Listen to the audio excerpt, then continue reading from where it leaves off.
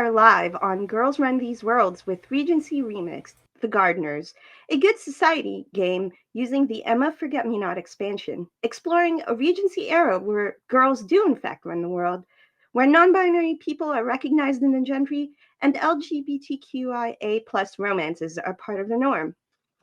I am so happy to be here to continue the story of the Gardner family. But first, I would like for my cast to introduce themselves, starting with Abby. Please tell us who you are and who your character is. Good evening, my ladies and gentlemen, to everyone else in the court. I am none other than your lovely Chrysanthemum Gardner this evening, your hedonist, party extraordinaire, and hopefully, by the end of this particular season, affianced, but we'll see. Thank you. And DK, please introduce yourself and your character.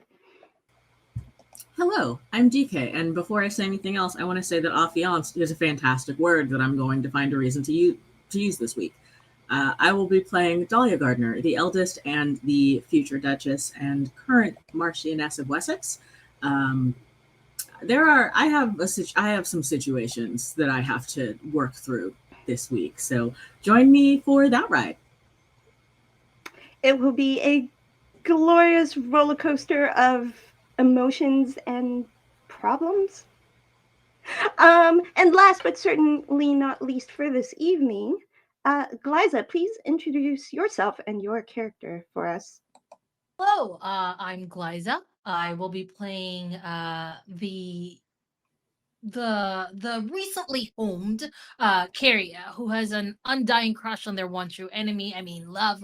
But yeah, I'm very excited to see where Kerria is going to be causing problems this week, and I hope you enjoy it. Yeah.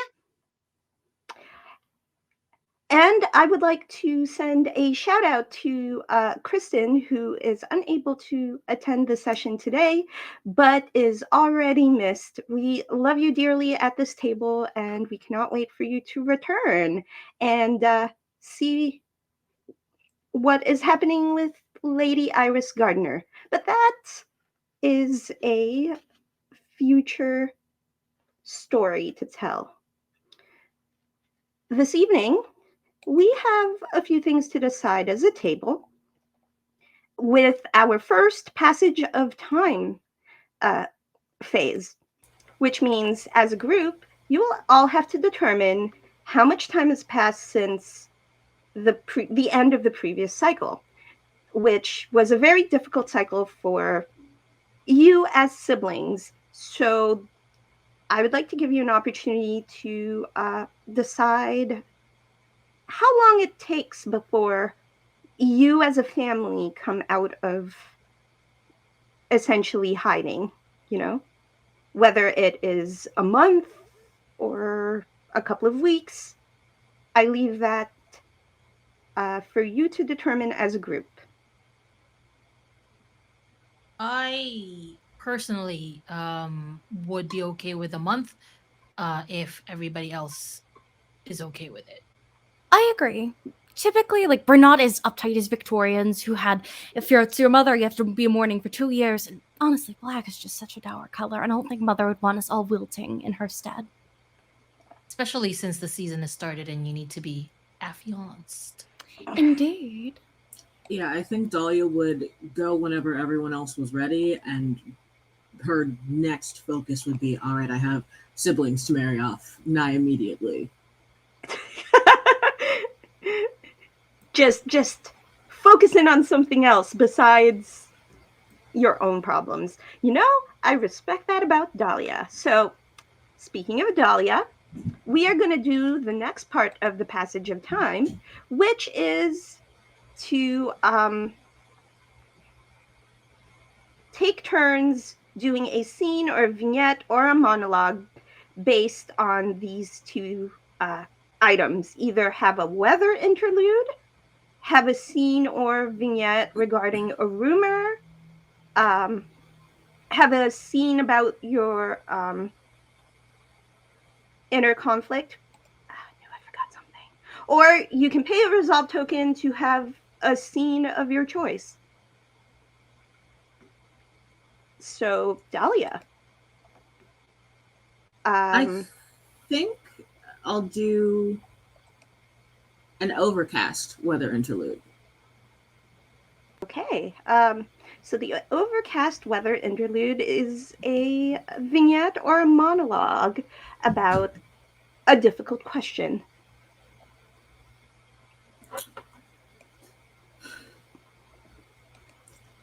I've been making lists. I mean, I always make lists. It's how I organize the world for myself. But I've been making lists specifically to try and figure out which way the scales are going to tip. Because I really don't know. On one side, there's Ulysses, who is steady, who is always there, always present, who is familiar to my siblings, who the Duchess adored, who apparently is in want of a wife. And on the other side, there is Peregrine, who is more infuriating than anything else, but more like me than anyone else. And I suppose that's why he gets so far under my skin. I don't know that one is better than the other. I don't know that one is preferable to the other. On one side, comfort. On the other side, excitement. Both have their merits. Both men have their merits, which puts me in the unfortunate position of ultimately having to choose. Hopefully, I can abstain from choosing a little bit longer by getting the younger ones back out into society. At least then, hopefully, no one will worry about who I'm considering marrying.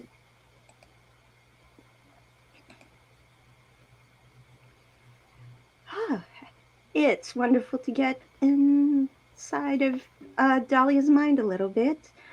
And for Kerria Glaiza, which item would you like to pursue? I'm actually going to do a monologue as well. This time, dusk, things that will never be.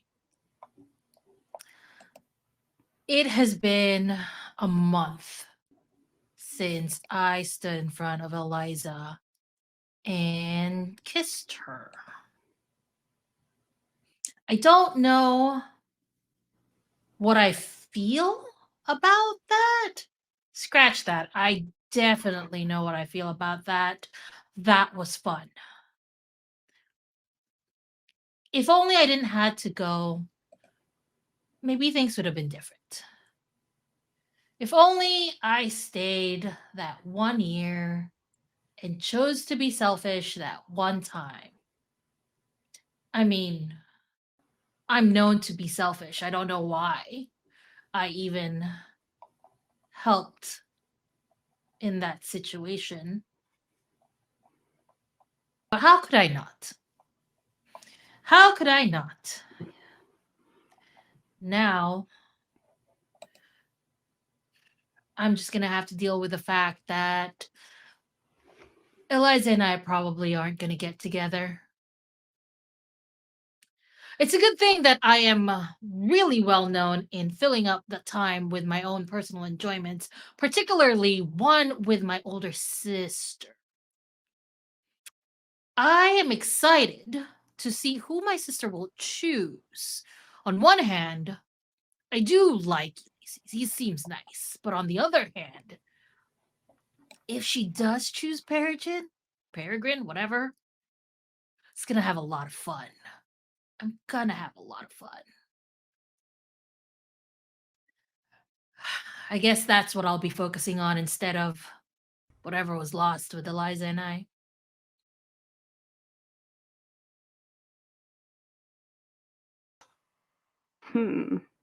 I sense a theme here of siblings avoiding their own problems by focusing on other siblings' problems. I like this. And Abby, what's going on with Chrysanthemum? Chrysanthemum has always been a forward kind of gal, and thus, I do believe, if this sheet is correct, I would like to actually spend a resolve token, and I am going to go beseech Arthur's fathers for their approval for his hand, for I intend to propose. Oh, okay, sure. I guess that resolve token just kind of disappears into the ether. You spend it and you get the scene of your choice. So you go to the O'Doyle's estate to have this conversation. How do you proceed? I do. I've prepared a whole speech. I know what they think of me. My reputation does precede me, but I'm hoping that this past month will at least give them the chance to cast me in a new light. And of course, I arrive. I'm dressed modestly, a fine, high-necked gown. I'm, flowers by hair. I am the appearance of a floral maiden. And as I approach, I'm polite to the butler, quite soft-spoken. I have to beseech the O'Doyle lords for a matter most important. So what happens when you enter or you arrive at the estate is that the doorman greets you and looks a little unsure, like he doesn't recognize you all the way until like it takes a moment for him to register who you are, and then he says, Lady Gardner, and he seems a little flustered, and then he says, I don't believe it. I don't believe anyone was expecting you. By all means, please follow me. And you are led to a sitting room. And before uh, the the doorman leaves, he says, "Are you here? Are you here for? Are you here for Lord Arthur?" Oh, no, they wouldn't be proper. You see, I've had my siblings to look up to, and as of late, I've decided to take their guidance on this issue. We haven't all the time in the world, after all, as things have shown. Of course, but if you are not here for Lord Arthur, who are you here to visit? I am here to speak with the Lord Doyle, of course. It's a matter most important to the both of us. Okay, remind me again. Remind me again if the O'Doyles are of the peerage, because I forgot to make notes. They're kind of new money. Oh, okay. I misspoke. It's fine. Oh, it's all good. But they're rising. They're like okay. I changed the canon. They're now low ranking peerage. It's fine. They're like barons or something. I'm sorry. I should have reviewed my notes, or actually taken notes. In any case, so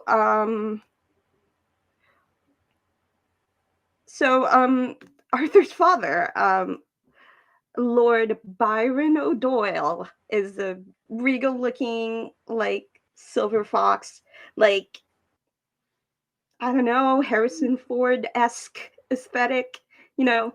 TK and I are just like so he's a very stately looking gentleman, and he appears he appears at the sitting room, and he says, Lady Gardner, it's quite a surprise to see you here. Lord O'Dale, it is very pleasant to see you this evening. I apologize. You're used to seeing me scrambling out of windows with your son, but I've come to a realization. An important one, I find. Of course. And then he just like holds out a finger and says, This sounds like this would be a longer conversation than just a few minutes. Why don't you come with me to my study and we'll have a proper conversation? And he looks around at all of the staff walking around, perhaps away from prying ears. Oh, of course, yes, please. And thank you for your graciousness. Of course. And when he leads you to his study, he closes the door. He closes the door behind him and he says, I understand that you and my son have been up to some mischief in the past. It has not escaped me by any means. There are eyes and ears all over this manor and all over the Tawn. People talk, you see, Lady Chrysanthemum, and they talk about you a lot. That they do. So tell me then, what brings you here? Lord O'Doyle, I am certain you are aware of what has befallen my family. And as much as you know of me, I have realized, led by example and admittedly my own mistakes, that this behavior of mine cannot continue. I cannot forever float on an air of opulence as I once did. And I have not given your son the proper treatment that he deserves. No. But I suggest, my dear Lord O'Doyle, I ask for your approval in his hand.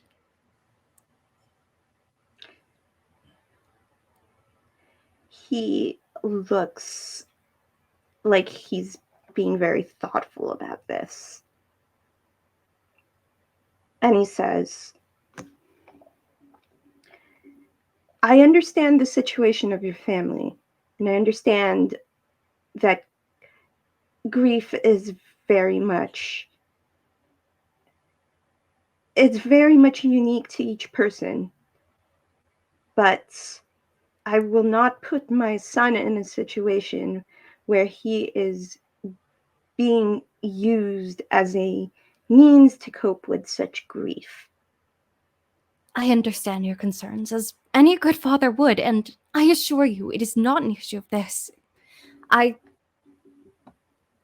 How do I put this lightly? It would not be just for me to continue to lead Arthur on as such. It has been a long time coming, I think, and I myself have been immature. And recent events have shown me that we do not have all the time in the world. Neither are we entitled to the affections of other people. And I have felt entitled to Arthur's affections for a while, to the point where as you've said, I've used him. But I want to do right by him. If you want to do right by him, then perhaps you should consider doing things the right way.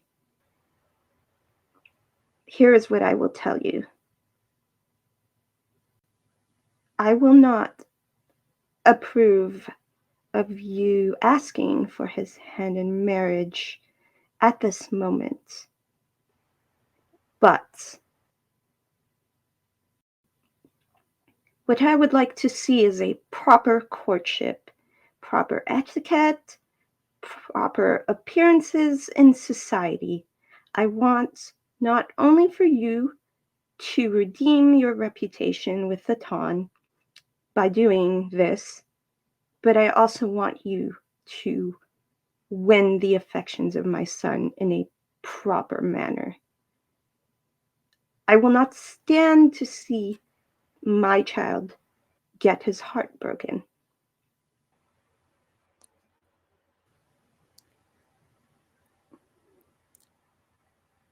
Chrysanthemum's silent for a moment. This means no more jumping into fountains, no more dancing late into the night, no more going on horse rides, but But she just sets her lips into a thin line and says, "Of course, I would follow your wishes, not Lord Gardner, Lord O'Doyle."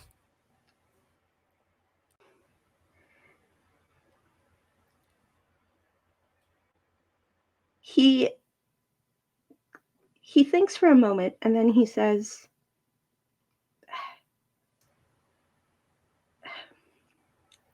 "I am not against romance. I am not against romantic interludes. But what I am saying is, play by the rules, Lady Chrysanthemum. It'll be worth it if your heart is true." But it's not, and he doesn't know that. But I don't want him to leave like Esther did. So, I then would he like. says, "Oh, go ahead. Go. I would like to spend one of Arthur's tokens to walk in suddenly in this room. Look at me and your dad. Oh no. Well, okay, so it's in the study, so he's just gonna Yes. barge in. He's just gonna barge in, like looking for his Okay, dad, and he's like, "Hey." Abby. I would love that. Oh my god. Make it messy. Okay. Awesome. So I'm going to take one of his resolve tokens and give it. Yeah, to and Chrysanthemum can receive that one. Hell yeah. I've gotten the token. Awesome. So, great. Now I have to actually write this down. So when Lord GM take notes. No, I know, right? Imagine me taking notes. So Lord Byron just says, "If you'll excuse me, I have to go tend to my affairs, but I will make sure that you are properly escorted to the door. I have someone to meet with, but it was a pleasure to see you, Lady Gardner." And then when he goes to open the door, Arthur's right there. Arthur is bursting in. He's like, "Dad, I'm looking for something and I can't." Hello, son. Are you okay? Hi, Dad. Arthur. Chrysanthemum. This is a surprise. I Trust me, son. It was just as much of a surprise to me. I don't know if you want to catch up, but. And then he looks at Arthur, like kind of gesturing, like, please leave my office, or please take her away. Would you like to go for a walk, Lady Gardner? yes, please. I would love that. And I'll take Arthur's arm almost immediately. Awesome. And then I will take her around the garden. At first I'm quiet. I'm not sure what's going on, and I'm just waiting for her to say something. Yeah. I think as she does that, she unbuttons her neck top dress, just finally out of there. "I'm sorry, Arthur. I would have sent word, but I didn't want your father to get suspicious. You know how he is. I mean, both your fathers are lovely, but they're so...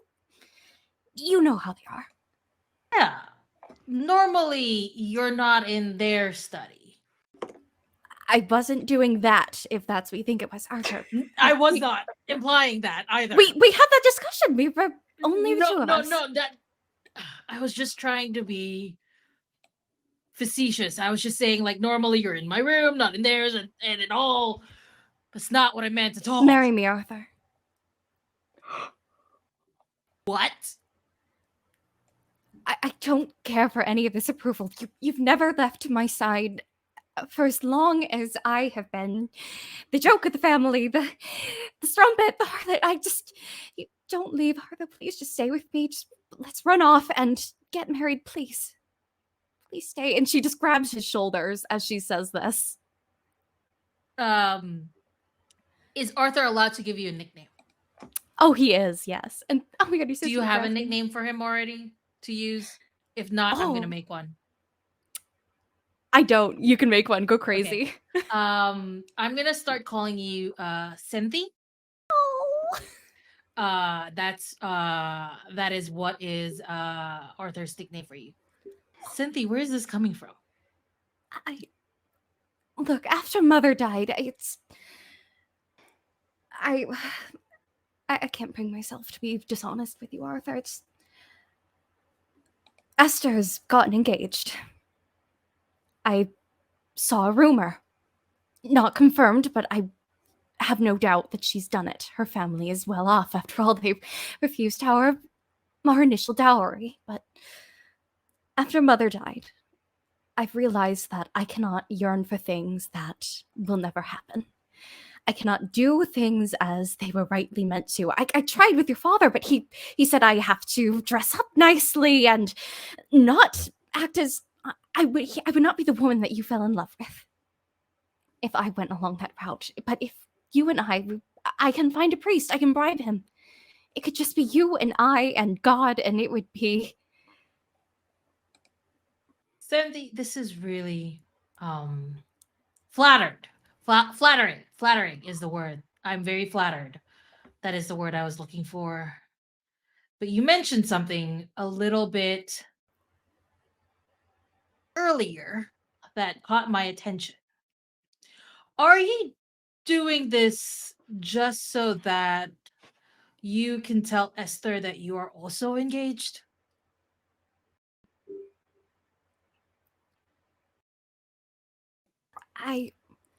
Arthur, I love you.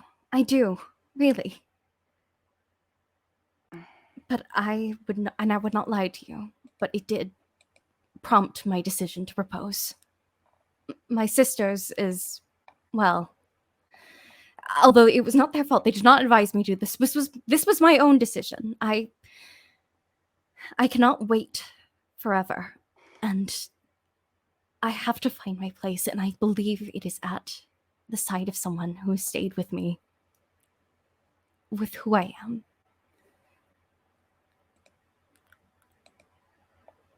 Cynthia, my love for you is not a question.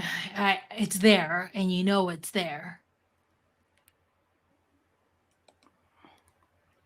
I don't actually believe you love me.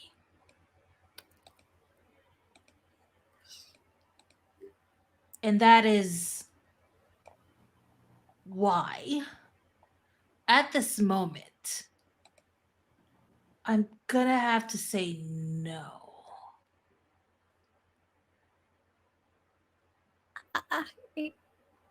That I understand that my love for you, I would do anything for you. You understand this, right? But I don't want you to choose me because Esther is engaged. I want you to choose me because you want to choose me. And I want you to choose me not to show off. I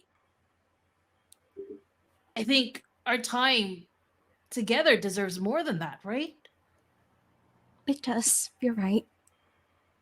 I don't mean to insult you, Arthur. I don't. Please don't go. I'm not going anywhere. I think my father is right. If you really mean what you say about loving me, then do it right.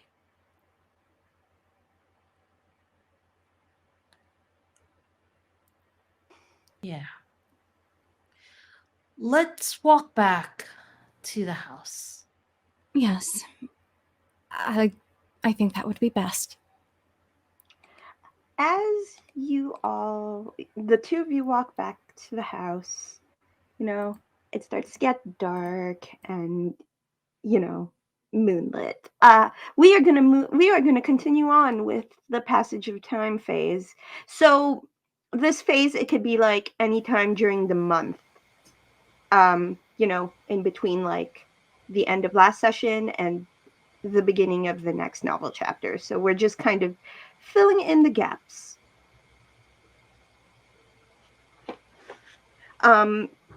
So Dahlia, it is your turn for a second passage of time action, I guess.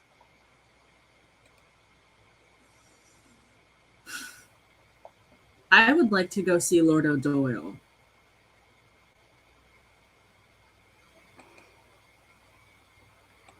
Oh, okay. That escalated quickly. Okay, hold on. So,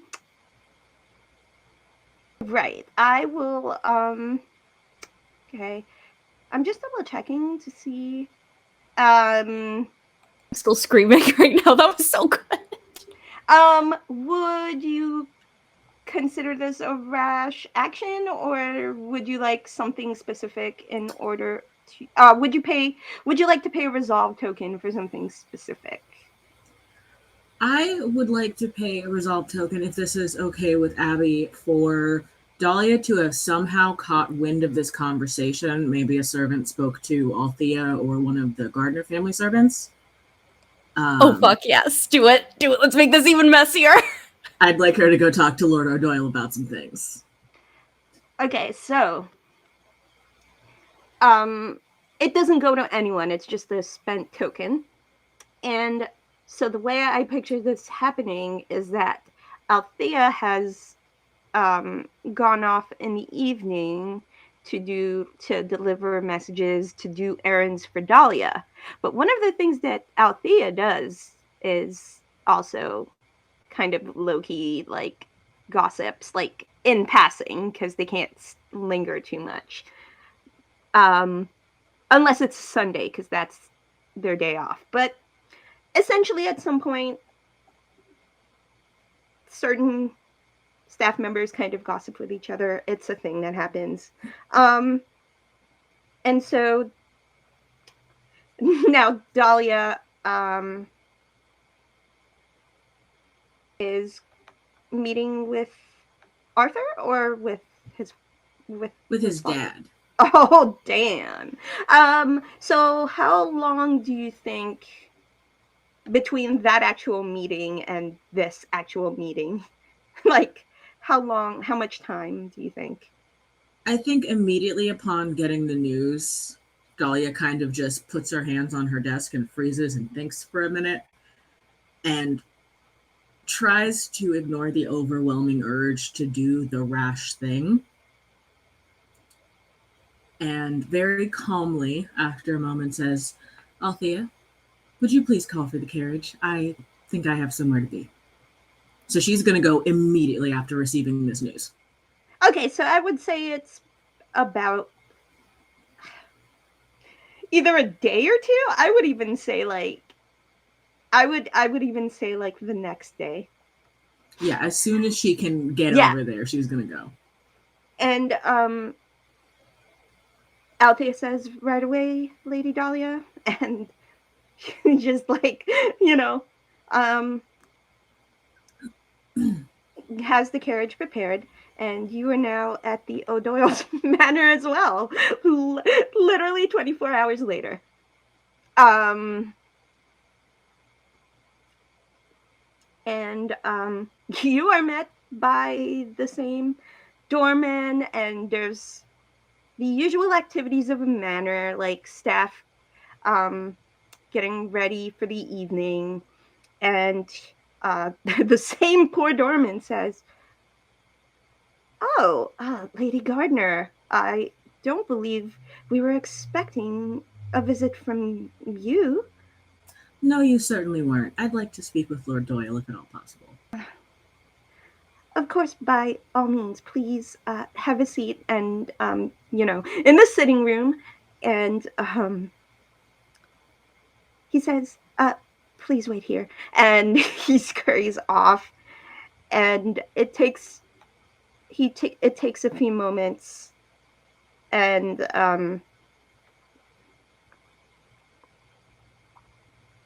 so Lord Byron O'Doyle appears at the sitting room, and he says,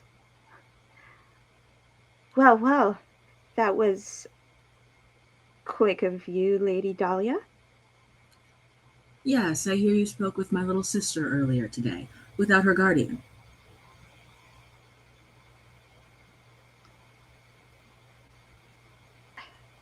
Well, I would like to point out that she is an adult, but also she came to me unannounced. I was not going to turn her away. She is an I would, adult, but she I is would not not, the head of our household. That would be of, me. of course, and I understand that, but I also respect a woman with her own mind, and Do you? she came to me. I at least wanted to hear her out. It is interesting to hear you say that you respect a woman with her own mind, because I hear that the manner in which you informed my little sister that you would not be accepting her proposal at this time was less than courteous. You called her character into question. I simply reminded her of the reputation of. I simply reminded her of what society has said about her in the past. And I simply wanted to give her an opportunity to remedy her reputation and proceed in a manner befitting a young lady of society.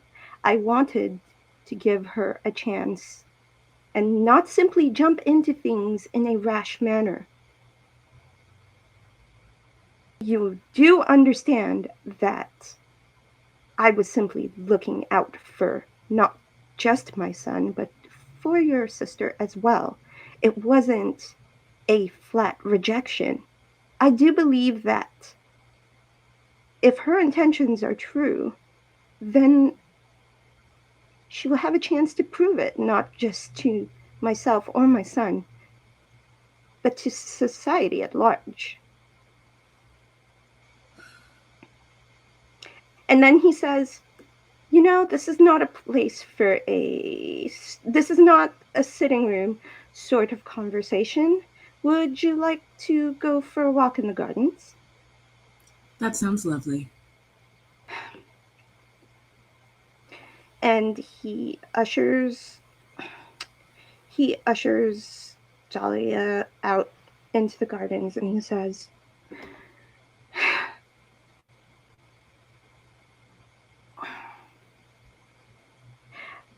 I highly value and respect the Gardner family, the Gardner name, all of the work your mothers have done to better our society. And I also know that my son has a tendency for impulse that I have struggled as a parent to curb for years. So if my response to your sister was a bit harsh, it was simply the protective instincts of a parent kicking in. I understand protective instincts, my lord. I truly do. I'm the eldest of several.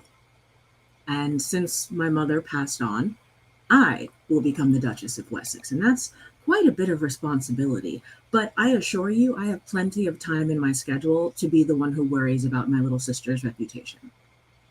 It is my job to worry about my family name, and it is my job to worry about my siblings' reputation. I understand if you are concerned for your son, but in the interest of discussing reputation, your son was also seen gallivanting with a woman with whom he was not engaged. So his reputation is in no better condition than Chrysanthemum's. and I would like to remind you of that fact.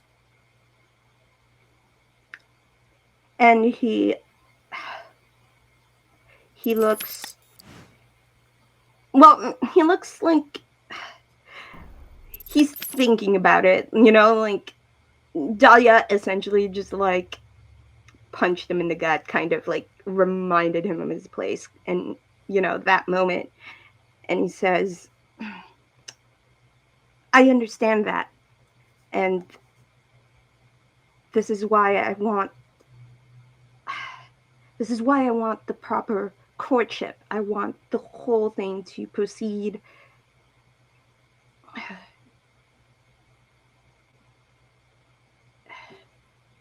I am all for the proper courtship. I truly am.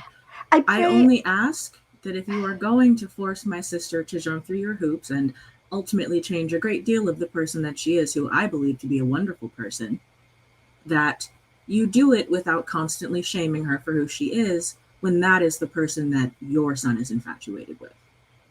I would ask you to give them both a little bit more credit.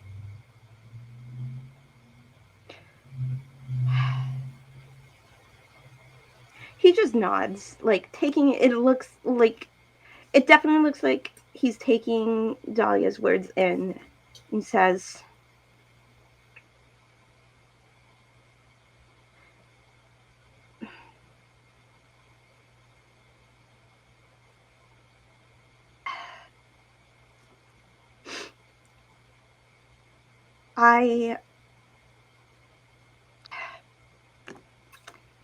all he says is, as the new head of your family, you're doing quite well for yourself. And he nods and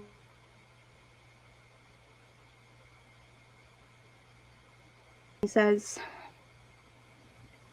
I appreciate you coming to me, and we will navigate this together if you wouldn't mind ensuring that we stay on the same page. I think that would be quite agreeable, because you are correct. They are both quite impulsive, and I think that a proper courtship would be good for both of them. You will not hear me disagree with that point. I just think it's possible for a proper courtship to exist without any disrespect to any of the parties involved. I forget that the culture has been changing under the influence of your family. Some of us are still quite old-fashioned, and I'm sure that with your leadership, the culture will only continue to change for the better. You'll have to forgive me for being stuck in my old ways. As I said, I understand the desire to protect. And I will do my best to keep your words in mind. As a show of good faith, I will do my best to do as I promised and remind my sister of the importance of reputation. And as a sign of good faith, I will draft an apology to your sister and have it delivered in the morning post haste. That is quite big of you, Lord O'Doyle. I think she would appreciate that greatly.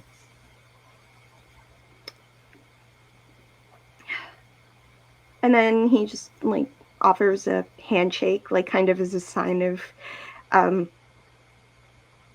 his way of like showing you that you are like equals and on the same page, like a firm handshake.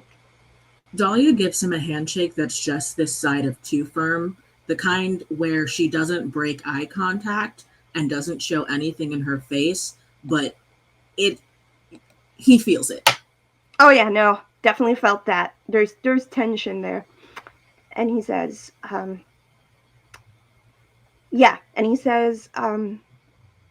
can go get I could go have someone get us some tea, or, we can continue walking through the gardens if you'd like.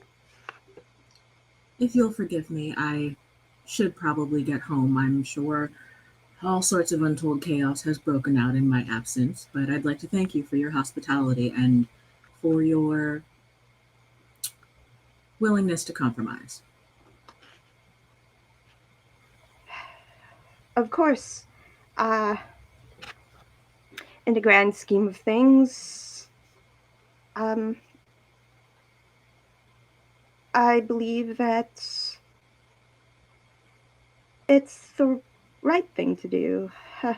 I mean, I am not one to shy away from admitting when I've made a mistake. A trait that I find makes a great man. We're all just out here doing our best in an unforgiving world.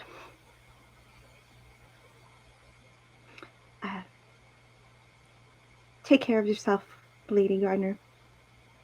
And you, please say hello to your husband for me. Of course. And Dahlia will see herself out. Okay, Glaiza for Kerria. What you got next? Kerria is going to hang out at the horse riding club. The country club? Whether it's to see if Eliza will show up or if it's Brandon who will show up. Mostly just Are you going to have a scene or vignette, or are you going to pay a resolve token to do something specific? I'm going to go do just a vignette. I don't know who will show up, if anybody will, but I am just gonna be doing. So do you want to do like something like to do with a rumor coming, true, or something? Yeah, let's do a rumor coming true. Let me look. There's that rumor about Eliza's courtship with. Oh wait, yeah, we can turn that into a confirmed rumor. Yeah, let's do that. So, as we're writing about, I might be able to talk to somebody who will confirm that this is actually true. Okay, so here's what I'm going to do. I am going to offer a resolve token, one of my facilitator resolve tokens, to say that the person that Eliza was rumored to have had a courtship with, like, a year earlier is with her at the country club. There's no... Yeah. Okay, so here's the thing, right? Like, we don't know anything about this. You can take it in any which way direction, but I am offering a resolve token, one of my facilitator resolve tokens to Kerria. Yes. Okay. Cool. So now that... Is it only just Eliza and... So is it only just the person that they were in a courtship with, or both of them were there? It could be... No, it'll be both of them. I want it to be both of them. Would that be okay? I mean, is that okay? My dearest Eliza. You are a vile scoundrel, but it is. Awesome. All right. So you are free to fill in the blanks about this courtship, whether it's still ongoing after a year, like all of that. I just want that person to be in the scene with the two of you. What if it was Esther? What if that was the engagement? Are they still together? Oh no! Oh, hold on. I need to. Oh, my brain. Hold on. Let me. Okay, so here's what's gonna happen. Abby, I would like you to spend one of Eliza's resolve tokens for that, if you all agree to this. Do we agree? Yeah. 100%. But I want to know Big if they're agree. still dating, or if Are it's they finally like courtship, they're. or did they have a courtship? Are they now engaged? Because I then we would think, can. yeah. Yeah, let's do that. Oh, I just kissed. Hold on. Where is the? Okay, that rumor is already confirmed. Okay, we can just confirm the other rumor. So the person that Eliza was courting is actually Esther, and they're engaged. They're engaged. I know that would also explain some of the hostility and the confusion. It gets so messy. Okay, Messy. you guys just Let's do go this. off. Let's do this. All right, so I am riding the horses, the horse that is my favorite, and I'm riding around. And lo and behold, who do I see walking so beautifully? If it's not Eliza and their current paramour. And I slow down and I stop almost like to a trot right next to the both of them. And I go, how are you darling lovers doing? Eliza just gives them a death stare. Esther Liege kind of Gardner. places a hand on Eliza's arm. Doesn't say anything right away, just puts a hand on her arm. I heard about your engagement, Lady LaFay. Am I right to assume that it is the lovely Eliza that you're going to be marrying this season? Well, that's hardly a secret. I don't know why I'd want to hide someone so beautiful. That's correct. Ah, very interesting. I was wondering if she told you what had happened last month. I was aware, actually. Well, I'm glad. I'm glad sure you're you are. aware. Of course. I'm sorry, was Liege that Gardner, meant to it hurt was- me? Oh, no, not at all. I just want you to remember the kind of person Eliza is. Loyalty does not run in her blood, unfortunately. It seems taking advantage runs in yours, though.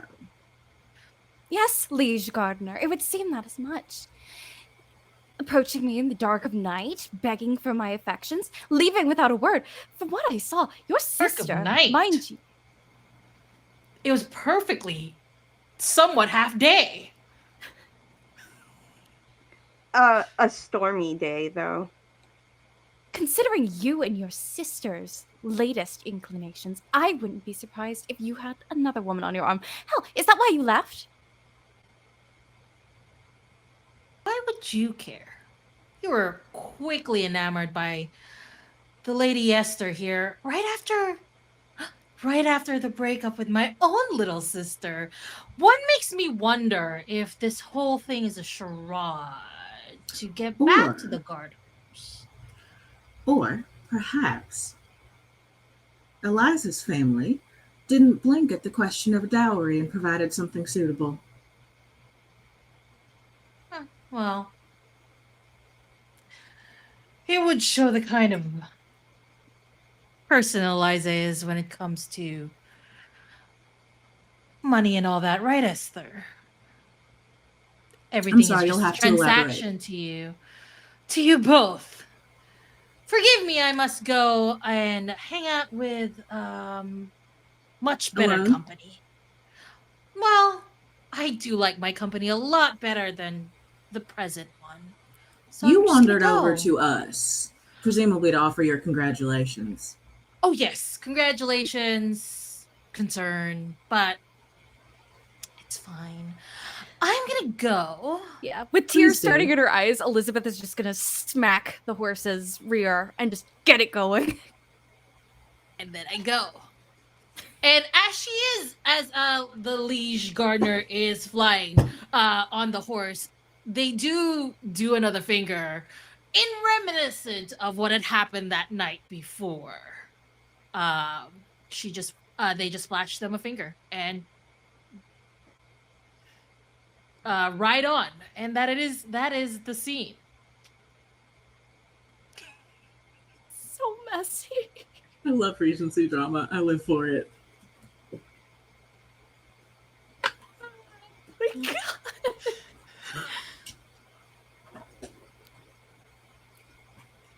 Awesome. Well, Okay, let's that just is what give had me happened. a minute to recover. And I'm going to turn to Abby next. You have one more passage of time action. So, what would you like for chrysanthemum? She's been given a lot to think about, and I actually would like to do a scene with Kara, actually, if that's okay. I feel like she's finally coming to her sibling for some advice. Her heart is Would torn. you? Would Poor okay? So it's Chrysanthemum should not be getting advice from Kerria. But all right. first of all, lol, that's really funny, and I want it to happen. Second of all, I am gonna say pay a resolve token for a dealer's choice scene. Will do. Here we go. Excellent. I think Chrysanthemum is, although they are the same age, like her relationship to Iris and Kerria is very different. Like it is almost like she knocks on the door, just peeps in very shyly. Can I speak with you, please? Hey, yeah, come on in. What's up? Yeah, she's clearly been crying. Her makeup is running. Who made you cry? What is going on?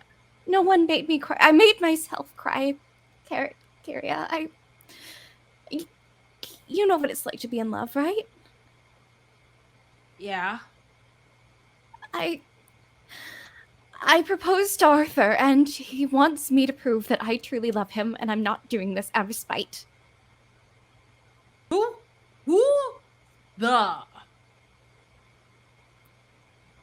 does this man think he is to make you perform and jump? Kerria, he's right, though. I did it. I wouldn't have proposed to him if Esther hadn't gotten engaged herself, and I did it because I wanted to show her that I was fine without her, but he did, don't, please don't enact any violence on him. We don't need another duel, but he didn't leave me. He wants me to actually prove myself. And I don't know how I feel about that. I don't like that you have to prove anything to anyone. He's right, though. He knows me as well, any of you do. And Esther never gave me a chance. She just left when the money was good enough. Esther is... You deserve much better than whatever Esther was. And you can see that there's some deep anger there that is not related to you specifically, but you can see that there is some deep anger there. Esther is a dumbass, and you don't need that person in your life. All right? She doesn't even look pretty. You are much more gorgeous than Esther could ever be, and she does not deserve you. What she deserves is to fall off a cliff. Having said that, how do you feel about Arthur? Really? Just tell me. My feelings have been... It started, light. I've been caught. His fathers have caught us quite a few times, but Nice. I have to admit... Sorry. Should not be saying that. I am your older sibling. But go on. I have to admit that when I went, I was hoping at the time that his father and he would refuse. Because I thought maybe I would have a chance. Esther would take me back, and even if he said yes, he wouldn't leave, but he didn't. I think he actually wants me, not just the Gardner name or the money and I don't know if I'm worthy of that, or even how to show that I can be worthy of that. Chrysanthemum, you don't need to show or prove that you are worthy of anything. Especially not our name. Our name is our name because it was given to us, not because we showed worth or anything like that. As for your feelings with Arthur, I want you to really understand your own feelings for him. I want you to choose what's best for you, and what's best for you is to be with somebody who cares and loves you. And whom you also care and love back. I can see maybe Arthur feeling these feelings for you, but I want you to make the right decision in what you are feeling. Because being with someone that you do not love or care for, no matter how much they love you, you would only end up resenting them. And I do not want you to live a life like that, my sister. It's like you speak from experience. What had happened that year?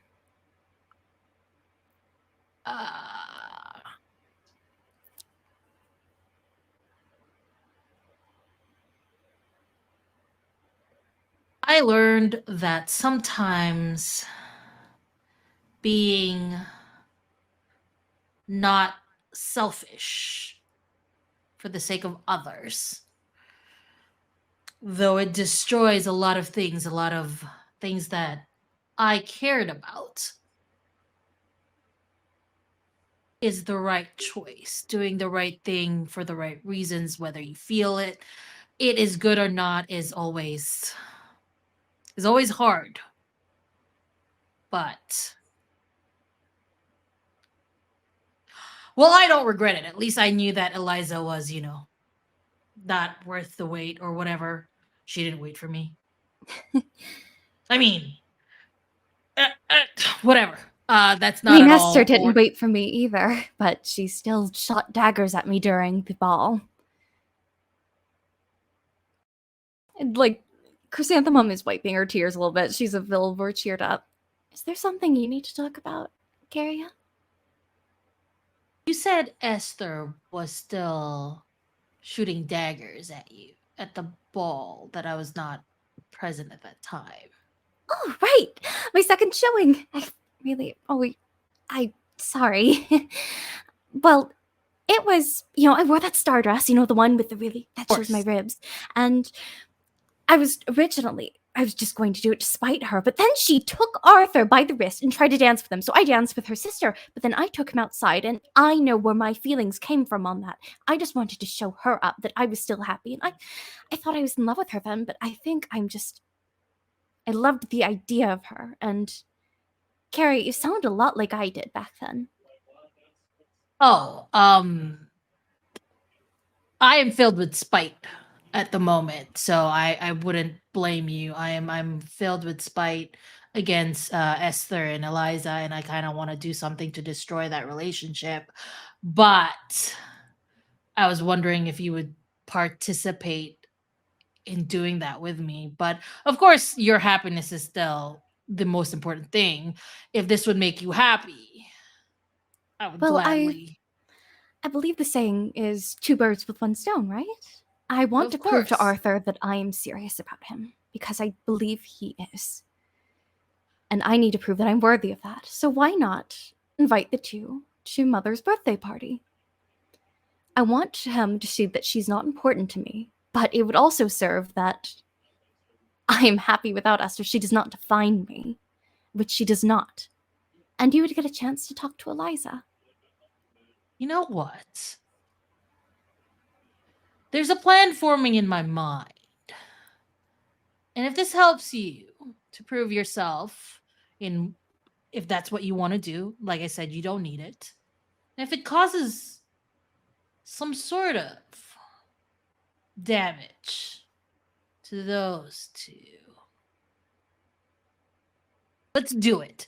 Don't tell Dahlia, though. She's not going to be happy. Pinky promise. Pinky promise. All right. And that marks the official end of the passage of time. And so the first month of the season, or the first half of the season, has been very eventful, especially the previous month. As it turns out, the Gardner siblings do enjoy applauding.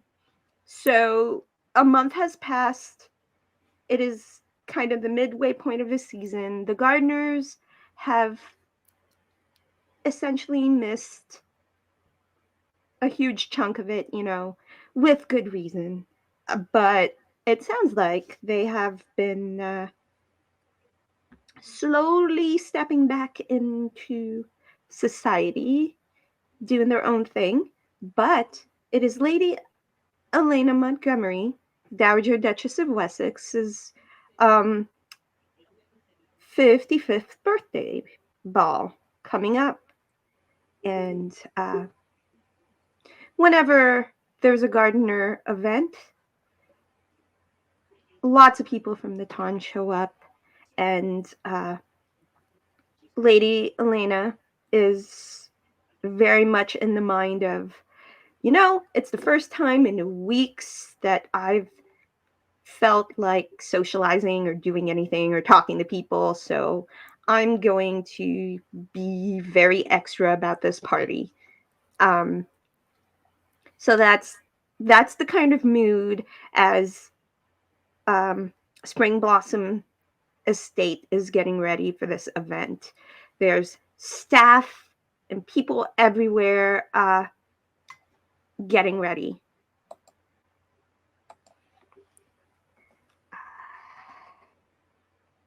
So what I would like for each of you to do before we go on our break is to give me one detail about this party.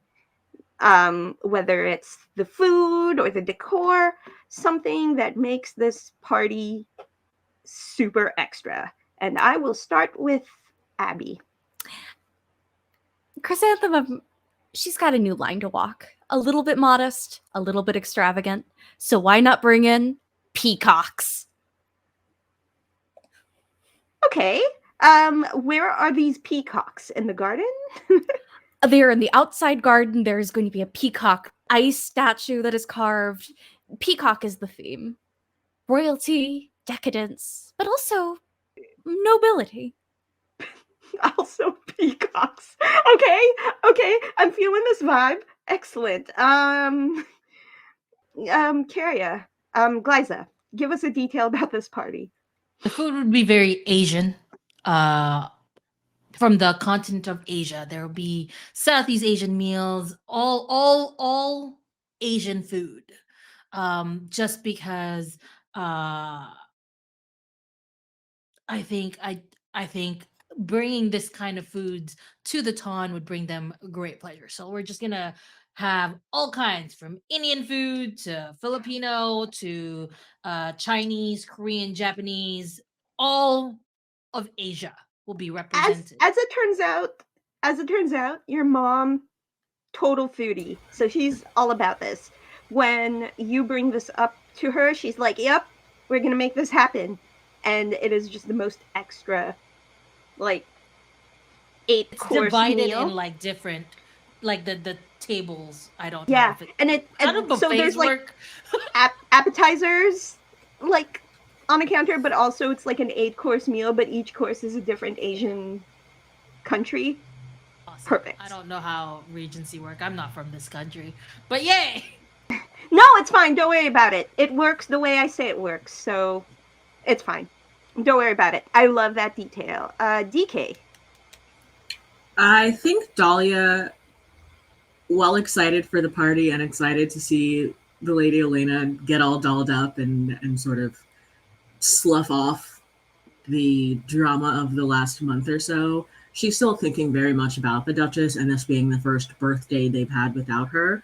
So I think she goes down into the kitchens and very quietly places a request for her mother's favorite wine to be served at the party, which is not a red or a white, it is a lilac wine. Oh. So what happens in the kitchens is that at some point early in the week, there was some kind of order made at the local, like, winery this uh, for this wine to be delivered specifically for the meal. It doesn't get served like as part of the cocktail hour or whatever. It's a special wine specifically for the meal. And when Lady Elena finds out about this, she's super touched, and she like gives you a hug and thanks you for doing it, Dahlia. So, with a few of those details in place, we're gonna take a 10-minute break, and we will be back in 10 minutes to party and see what kind of chaos happens at a Gardner party. So yeah, we'll be right back after a quick 10-minute break.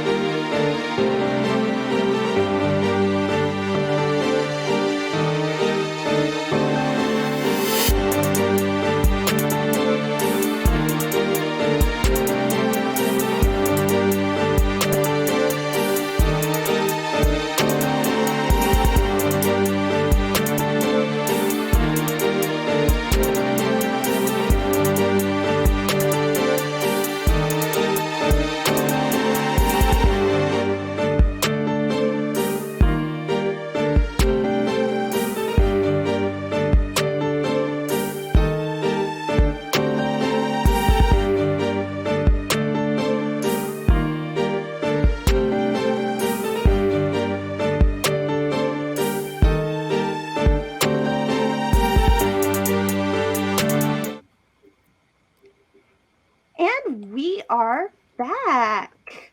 So, where we left off is we are getting ready for Lady Elena Montgomery's 55th birthday ball. And the Gardner children are all getting ready. There's a lot of extra things, peacocks, a wide assortment, a wide array of Asian delicacies, and lilac wine, and just everything is amazing.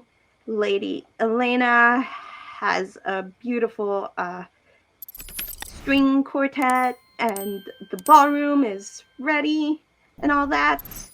And the busyness of the staff just fills the air on the day of this ball.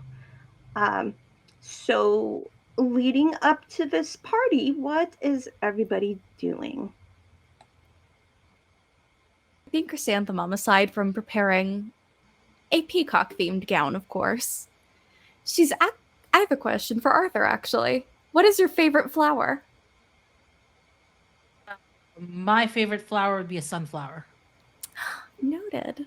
Chrysanthemum would be procuring, oh god, what's the thing where you wear a thing around your wrist? I didn't get Corsage. prom. It was corsage, Corsage. yes. I didn't get a prom because there's a pandemic, but yes, she would be commissioning a sunflower-themed corsage for Arthur. If I'm going to do this courtship properly, I want to be thoughtful. Like for Arthur, it could be like a boutonniere, like a something. On his... The corsage would be for you. Yeah, you would have to match. Okay, corsage.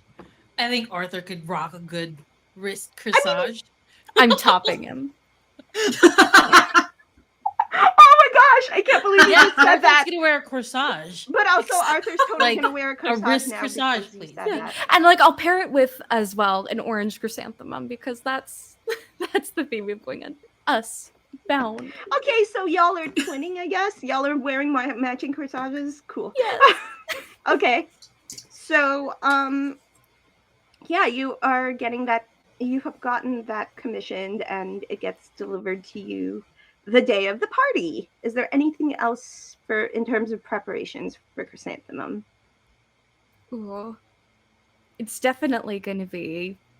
I'm not sure if I know Dahlia wouldn't allow it for Esther and her fiance to be invited, but I'm going to see if I can sneak in just an invitation before. Not because I'm spiteful. No, not at all. I just want to prove to Arthur that I don't care. You're not. That yeah, you're not exactly. spiteful. I have a question then. Do you have one of your trusted chambermaids deliver this to you? Or deliver this for you? Sorry. I do. Okay. Agnes, definitely. She is old. I think she's been rooting for me and Arthur for a long time. She's like, if this is going to help you prove it. Or alternatively, you have a whole army of chambermaids. you could pick like a younger, faster one if you wanted it done right away. Agnes is too old. Get out of here, boomer. Old. Agnes is like, you can't do this quickly enough. Get out. No! Agnes, take a break. Agnes is helping you get dressed. You need her. Oh yeah, she's squeezing me. I'll throw it off to oh god, what's a good name? Liliana. I'll throw sneak this into the invitations. Liliana's one of the bottom feeders. She's the newer one, and you're just like, do this and do this very quickly. So she takes off first thing in the morning to do this for you while everyone else is helping you get dressed. Oh yeah, and it is elaborate, like black pearls, sapphires, dark blue gown, of course the corsage. Yeah, it has been delivered to you in the morning, and it's there. Is there anything else you want to cover in preparation? I think I'll leave the rest to my siblings. Kerria, what are you doing to prepare? Kerria is plotting. Kerria is thinking about how to break this couple up. Not because Kerria is still in love with Eliza. No. But because they deserve to be in pain. That is the excuse. like Kerria is having in their mind, they deserve to be in pain and they should not be happy. Yes.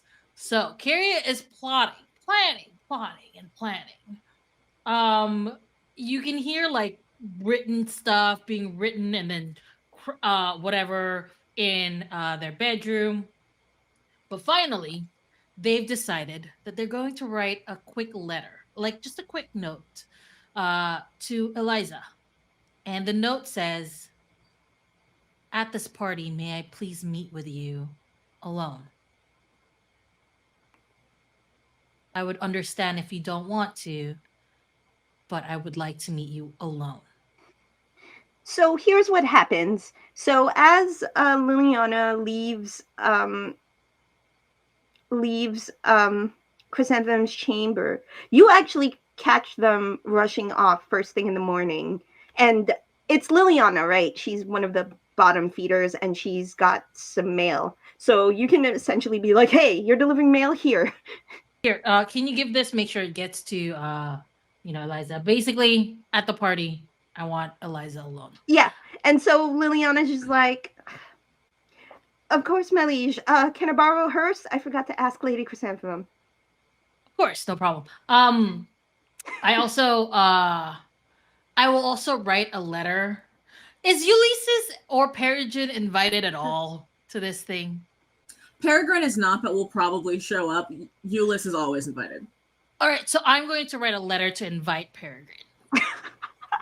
If he's not invited, these Kerria last is minute making invites. sure that he is. And dearest Everybody's Peregrine, in so much trouble.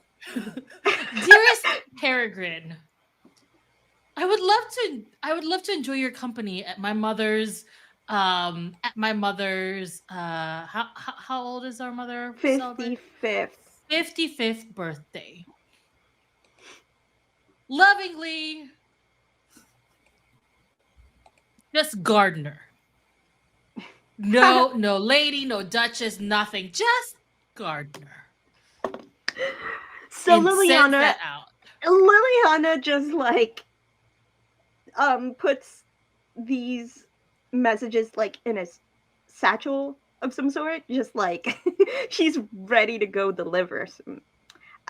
Is there anything else Kerria does in terms of preparation? Kerria is gonna look for the most dashing outfit that they can find in their they have a lot of really good outfits from the main city that they were in for about a year, and they're ready for it, and they're looking for like the most dashing one that would catch the attention of literally everyone. It's very purple as You well because it's you peacock find themed. you find the most dashing of your dashing outfits, and it looks expensive, looks super like classy and extra and all of the things required for this party. So that's the outfit, and you can kind of decide what it looks like and tell us all about it when you make your grand entrance at the party. Awesome. And last but certainly not least, Dahlia, what are you doing to prepare? Dahlia, I think, as always, is the last one to get dressed, particularly now because she's sort of peeking indoors, making sure things fit propriety. So making sure hemlines aren't too high, making sure that nothing is too revealing, trying to just kind of ghost in and out of the rooms and just point out absolutely not and duck back out of whatever room she ducked into. I think that's why Kerria decided to mess with it, just because that annoyed her. So I was like, all right. So I think Dahlia's still in like her day clothes, being chased by Althea, who desperately would like to begin getting her dressed. Lady Dahlia, come on. In a minute, it won't take that long. I don't take that much preparation. Oh dear. And she goes, all right, but we must get ready for the receiving line. You must be there to greet the guest with your mother. And she scurries off to your room to prepare your extremely extravagant outfit. I'm going to go to Chrysanthemum's room, and I would like to dismiss What was the name of your servant again? Agnes? Agnes, yes. I'd like to dismiss Agnes and say, Agnes, I hope you don't mind too terribly. It's been a while since I've helped Chrysanthemum get ready. Do you mind if I take over? Of course not. By all means. Lady Chrysanthemum, and there's like a quick curtsy and just like zoom out of there, because oh wait, no, wait, she's the older one. So instead of zooming out of there, okay, so Moses. I imagine that Chrysanthemum Mosey. has a bunch of people helping her, and so the younger ones zoom out, and Agnes kind of old lady waddles out as fast as she possibly can, like scurries. They're all at the door listening, though. Oh, they totally are. Dahlia's like, going to close the door in their faces. Just okay, so it's the comedic like pushing of the door, but they're totally still there, and it's like click. Yep. But you quickly see, like, if you pan the camera behind the servants, there's like 3 or 4 of the younger ones, and Agnes is like, "Come on, ladies, let's go." And like maybe 1 or 2 of them follow, but there's that one straggler that's like, "Ha, I'm staying."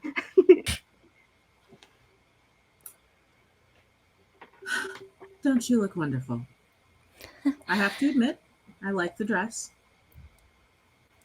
I picked it for tonight. It seemed fitting, given everything. She didn't quite finish lacing you, and it's a little loose. Turn around. Oh, of course. I haven't done this since I was a little girl. I thought it would be fun. And Dahlia is going to grab the ties of the corset and pull them just a little bit too tight. Now that I have you here, is there anything you want to tell me? You know that I went to go see Arthur, didn't you? I know everything. Just as a general rule. In my relax defense, the corset strings. In my defense, we didn't do anything untoward. In fact, I asked his father if I could marry him, and I asked Arthur if he would elope. Both of them refused, but Arthur wants to give me a chance to prove myself. Oh, his father will give you a chance. I spoke with him. Dahlia, you didn't. And like she's trying to turn around and just holding so that she can't fully turn her body. Please don't tell me you told him to not like stay away from. In this family, myself included, we have a problem with impulse control. One thing we do not do as an impulse, which I suspect may have been the case here, is propose marriage. So now we're going to follow through with this experiment. Yes, Dahlia. Look, I wasn't thinking, and Arthur corrected me. Like, he helped. He didn't. It wasn't his suggestion. It was all me. I want to follow both his father and your wishes in doing it properly. I want to show that I am serious about this. I understand your reasoning. I really do. Esther is a monster. The reason that I went and spoke with Arthur's father is that I heard he was less than kind to you when you spoke. He expected an entirely different woman for his son. Yes. He's been disabused of that notion. Yes? And, like, almost cautiously, I just undo the first 2 buttons. Like, not, like, terribly revealing. Enough for collarbone. I think Dahlia kind of squints at her in the mirror. Give me 1 more button, and I will sing. Okay. Thank you, Dahlia. He actually... Byron apologized? Him? Yes, there should be a letter coming for you shortly, actually, in which he will formally apologize for the way that he spoke to you. He never let his husband go about the lemon tart incident last summer. And I'm just going to turn around and give Dahlia a big hug. Dahlia, of course, returns the hug and then kind of not pushes, but kind of guides her backwards so that she can hold her by the shoulders and look her directly in the face and say, it is possible to be entirely yourself and without reproach, at least in society. You can do both. It's a question of checks and balances. It's a question of choosing your battles, like the button. Yes. I think I see that now. And can I tell you one more thing, because we're not keeping secrets? I have a feeling I'm going to be very glad if you do, so I'm all ears. So, Kira and I may have invited Esther and her fiance, but it wasn't for that reason. I want to do it to prove to Arthur. I'm not even going to speak to her tonight. Look at her. I want to show Arthur that I'm not using him as a way to get back at her. You see how that could backfire for you, yes? Oh, yes, but it's also for Kira's benefit, because she, looks around also as if Kira's going to manifest in the room and leans in. Kira's still in love with Eliza.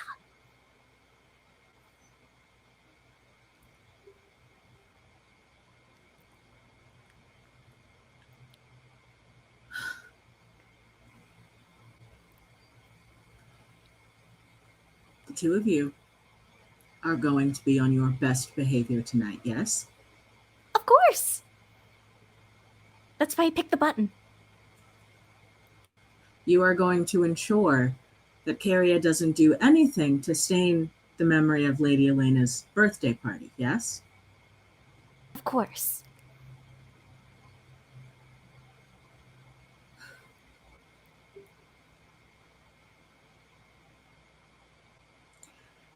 I'm going to allow this because I would very much like to see the look on Esther's face, but I have ground rules. There will be no throwing of drinks. There will be no public physical displays of any kind. And the very first one of you that makes a scene is going to have to deal with me immediately rather than after the party. Xanthamum just pales. I wouldn't dream of it. Not even holding hands without a chaperone.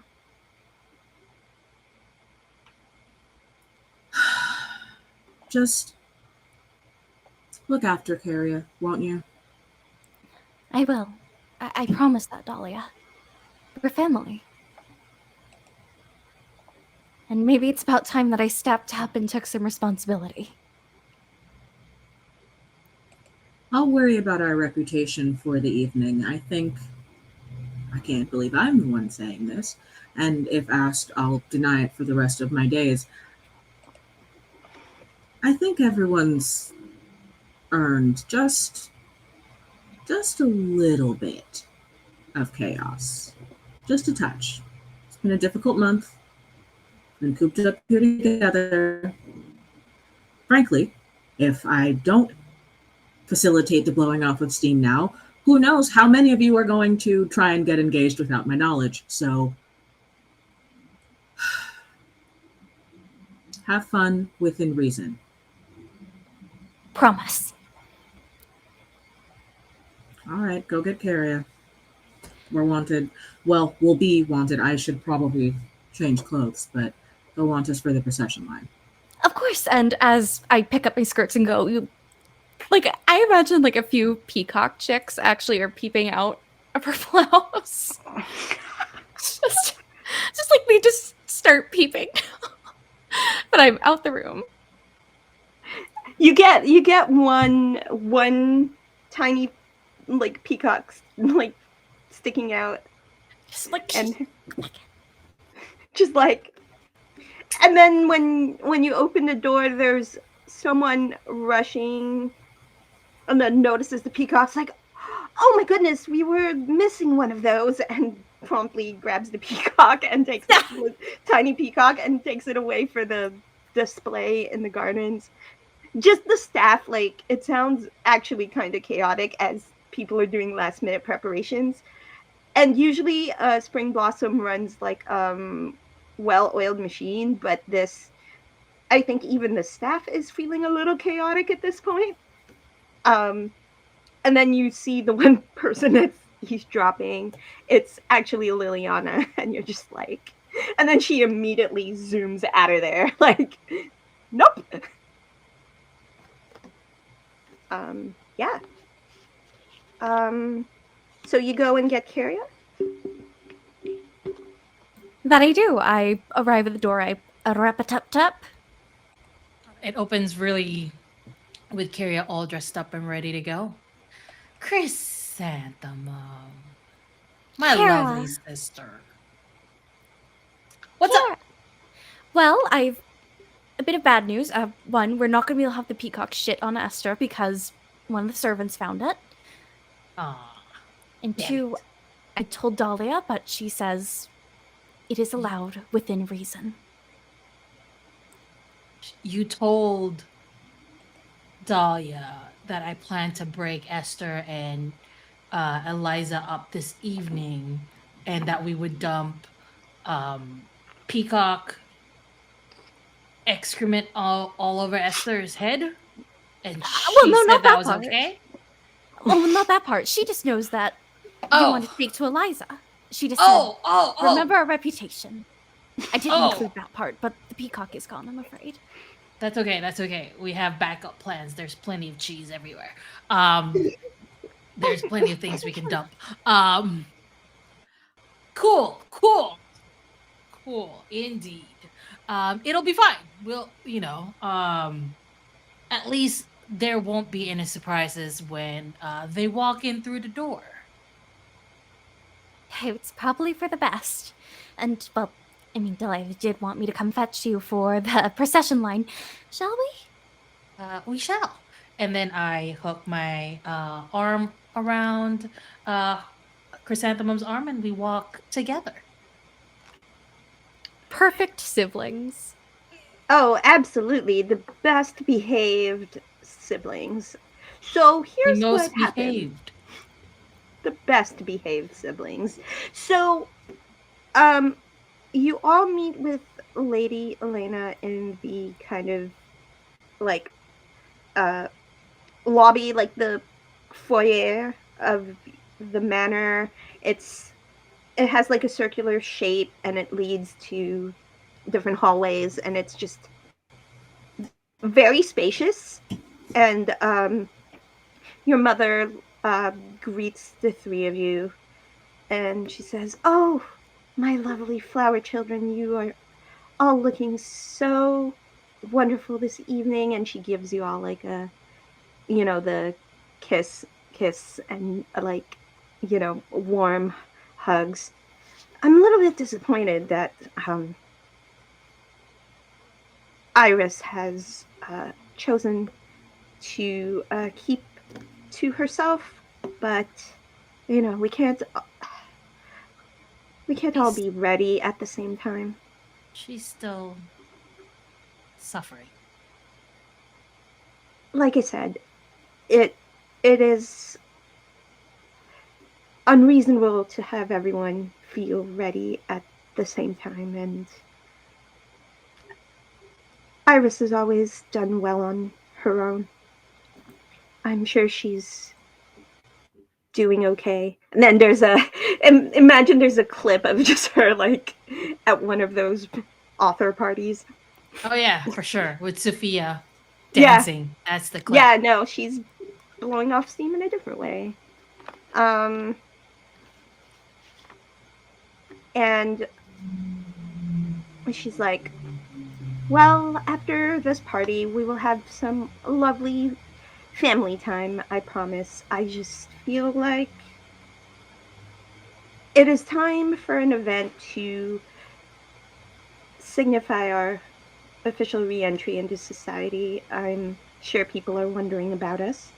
And she gives Chrysanthemum a kiss on the forehead and Kerria like a tight hug, and also hugging Dahlia. And she says, I know this isn't the most fun part, making appearances for society. But I want you all to know that I'm so extremely proud of you for sticking together in such a difficult time. And I am especially proud of you. And she boops Dahlia on the nose like she used to when she was little. Thank you, Mother. You perhaps carry the biggest burden, but you've carried it gracefully thus far. And I have all the faith in the world in you. Now, look alive! It's time to welcome the guests. And the doorman opens the doors, and a procession of members of the peerage and the gentry appear. And, for the most part, it's a lot of small talk and, hellos, and the staff leading people to different areas. It's essentially like cocktail hour. And I think I'm gonna ask Glaiza. I'm gonna ask Glaiza when Arthur shows up. Essentially, I want to know who shows up when, because I forgot to ask. Arthur, I guess, can show up first person. I don't mind.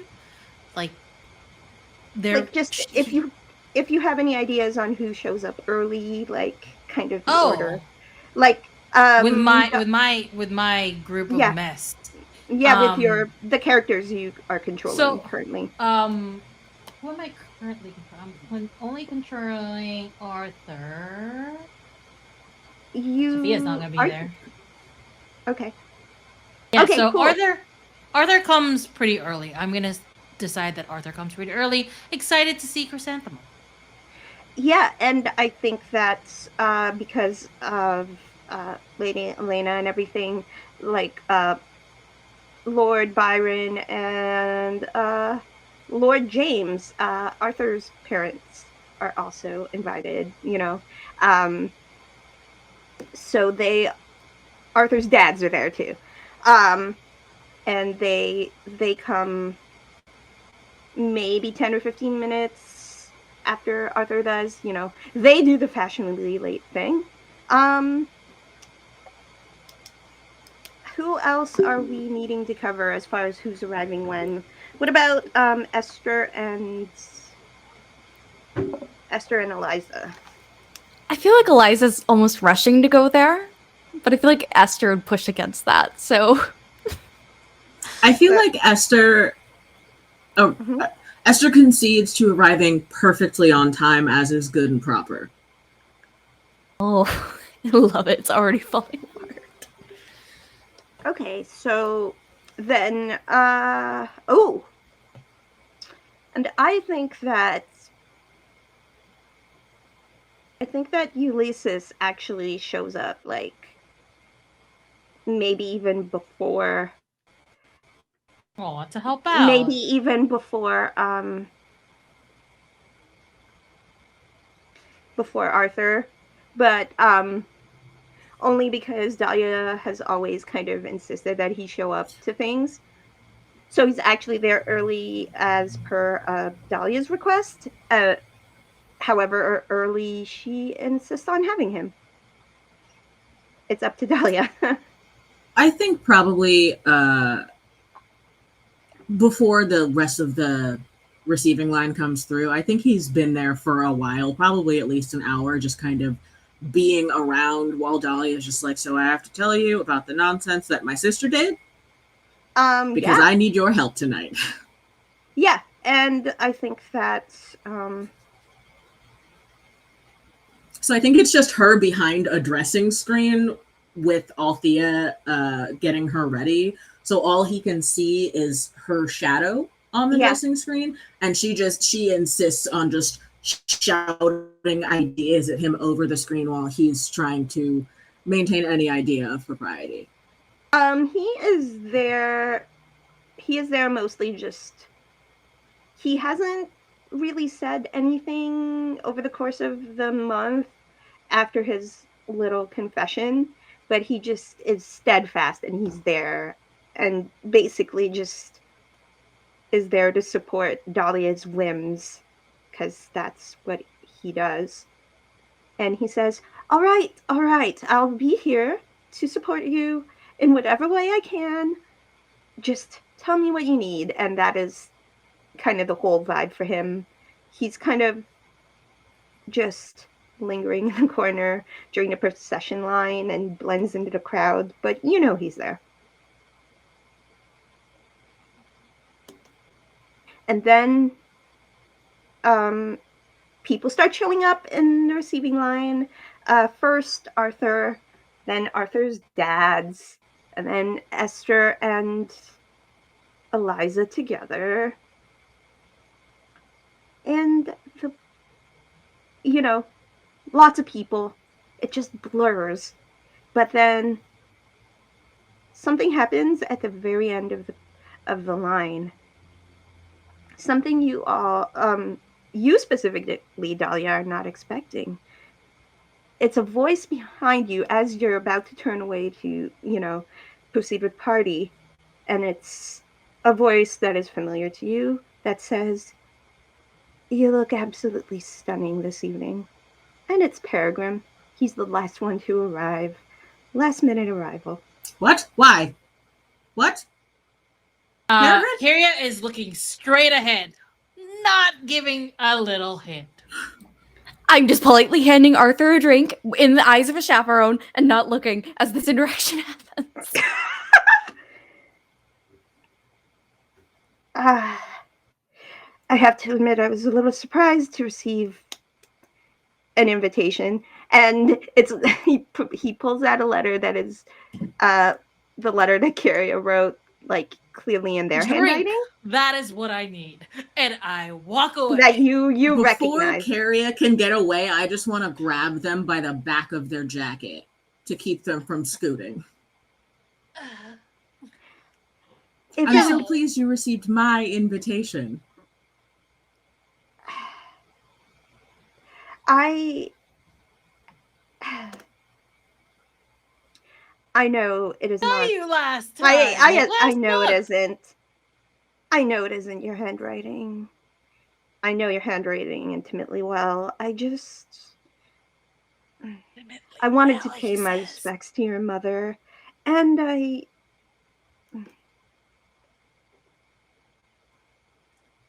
think she would appreciate that. Please, you are still a guest in our home. Thank you for accepting the invitation to celebrate our mother's life. Please make yourself comfortable. And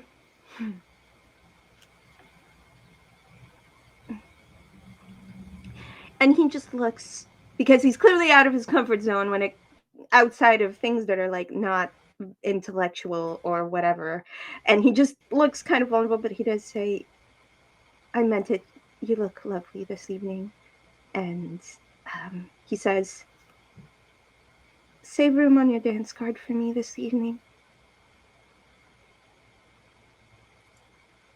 I don't typically dance at these, but should I suddenly feel an inclination to jump into a quadrille, I will save a space for you.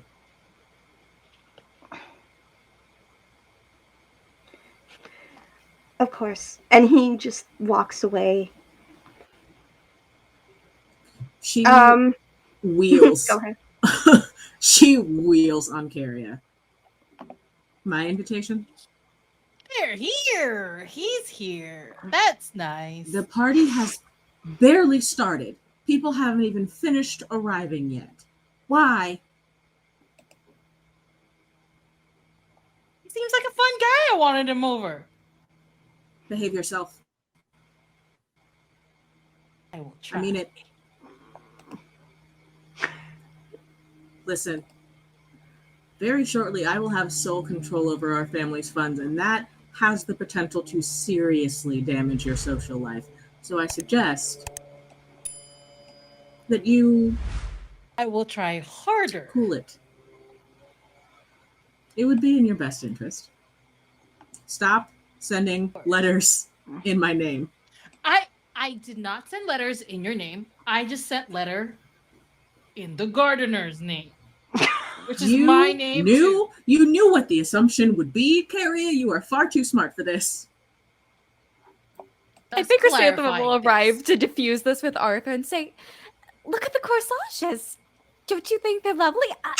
The Lords O'Doyle loved them themselves. Did you know that the Carria is sunflower was part of their zoning ancestral in. crest?" Carria is zoning in. They're very lovely. I absolutely love them. They look great on you. I believe some of our guests are over there and they seem to be waving at me. I will see you later. Bye. And then just runs away. Yes, you certainly will.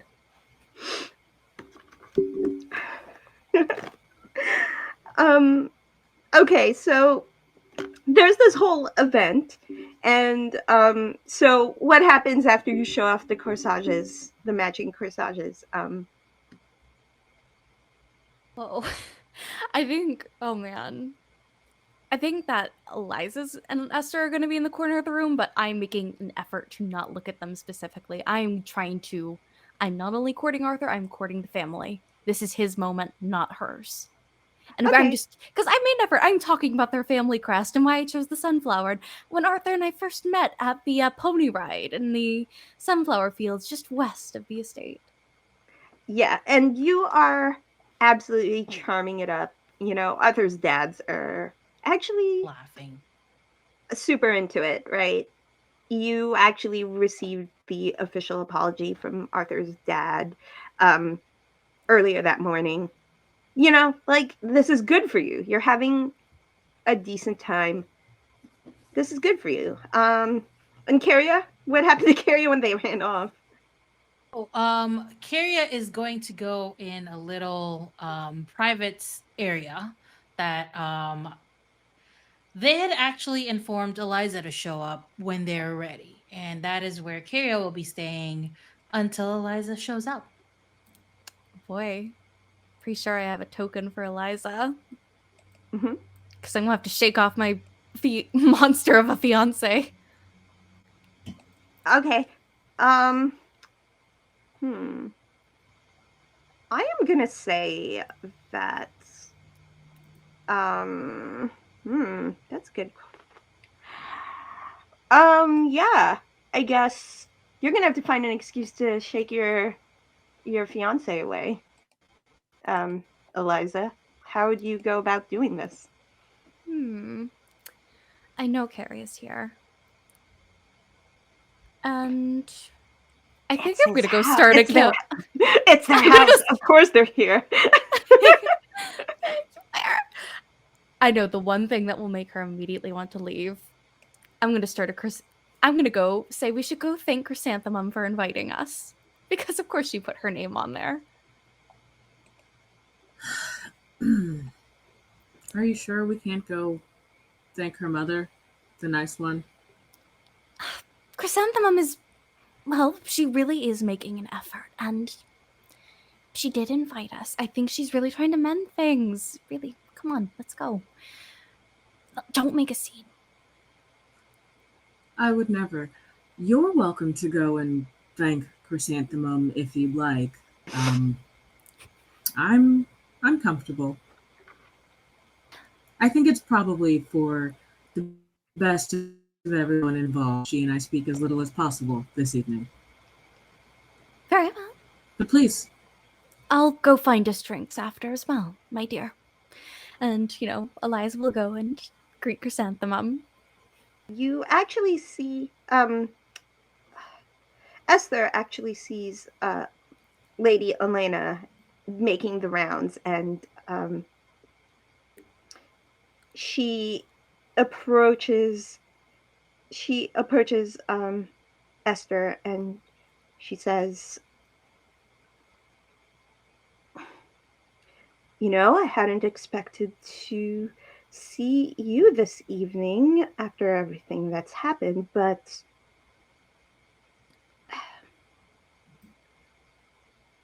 Regardless, welcome back to the estate. I hope you're having a wonderful evening.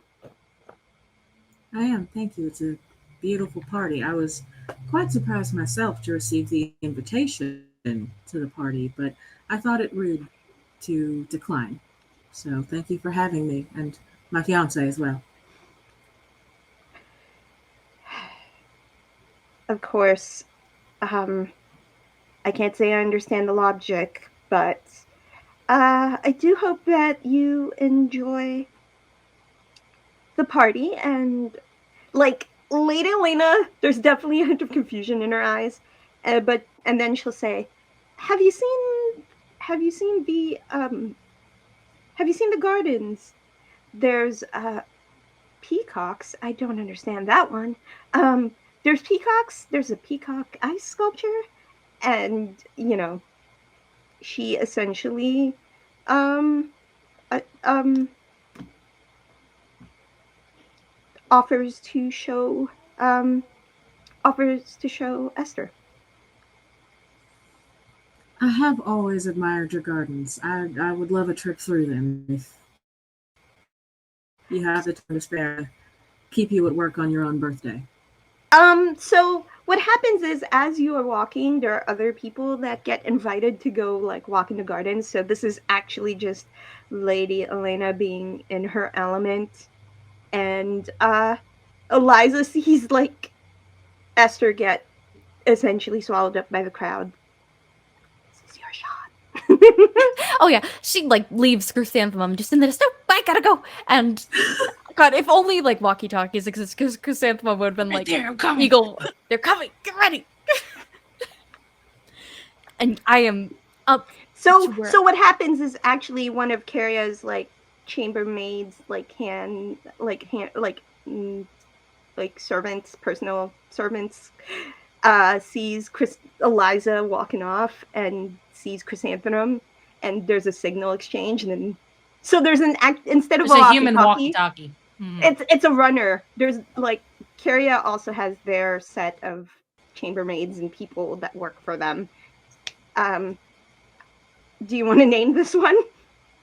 Andrew. Okay, so Andrew. Mm. What did I call them? Foot boy man. or hall boy? The hall boy. Andrew the stable hall boy. boy just The runs. stable boy. My best No, friend. not the stable boy. The hall boy. The hall boy. I forget You what the term dirty is. let in. He's just running across the estate to where Kerria is, and knocks on the door, and says, "My liege." Yeah. She's coming, and then he just darts off. Okay. Wait. And then I look at the mirror while Eliza's on her way. I look at the mirror and I'm going, "You can do this. You can do this. You can do this." And I wait patiently, just trying to look cool on like the chair, just trying to sit cool, try to figure out what way would look cool. And that's what Eliza would walk into. Yeah, just like in the midst of posing, just I imagine she snaps her fan shut. Wanted to see me? Eliza, right. How are you? How was the party? Oh, don't play coy. Not only did you try to do whatever in the hell you were thinking with myself and my fiance, but explain yourself. I have no time for pleasantries. I don't. Do you really love Esther? Of course I don't. Have you seen her? The way she treated Chrysanthemum, no wonder I'm happy she forbade that damn dowry. All her family cares about is money and prestige. Why are you with her?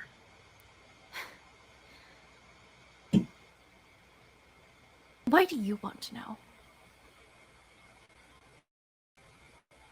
Curiosity. At least you're honest. Sometimes. Very well, it seemed opportune at the time, and admittedly, I knew Chrysanthemum would not let her go. And I hoped it would give us a chance to speak. Even if the marriage did go through.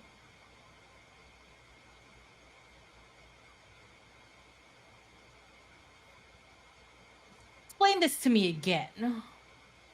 You said yes to my sister's ex so you could talk to me eventually? Don't make me repeat it. You have a lot to explain for. You don't make it easy to speak to you, Kara. You just vanished without a trace, and tears are starting to form in her eyes at this point. With permission, Kerria is going to grab Eliza and kiss her. Absolutely. Like, she's gonna, Awesome. like, beat against their chest for a minute, but then just stop as she realizes what's going on. Yeah. And the kiss continues, and Kerria breaks it off first. A part of me wants to lie to you and tell you that I am only here to hurt you. Is that so? No.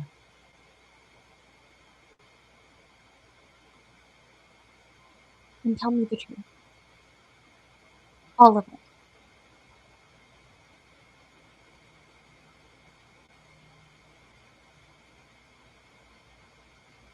Leave Esther. And I will tell you everything. You realize what you're asking me to do, don't you?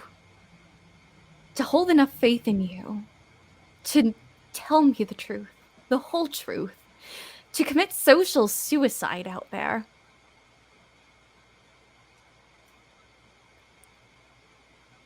You better have a good story.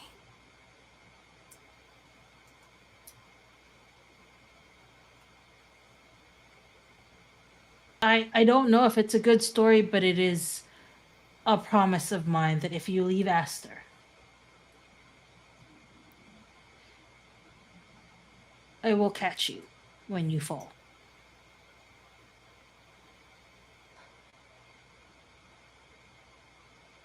I believe that.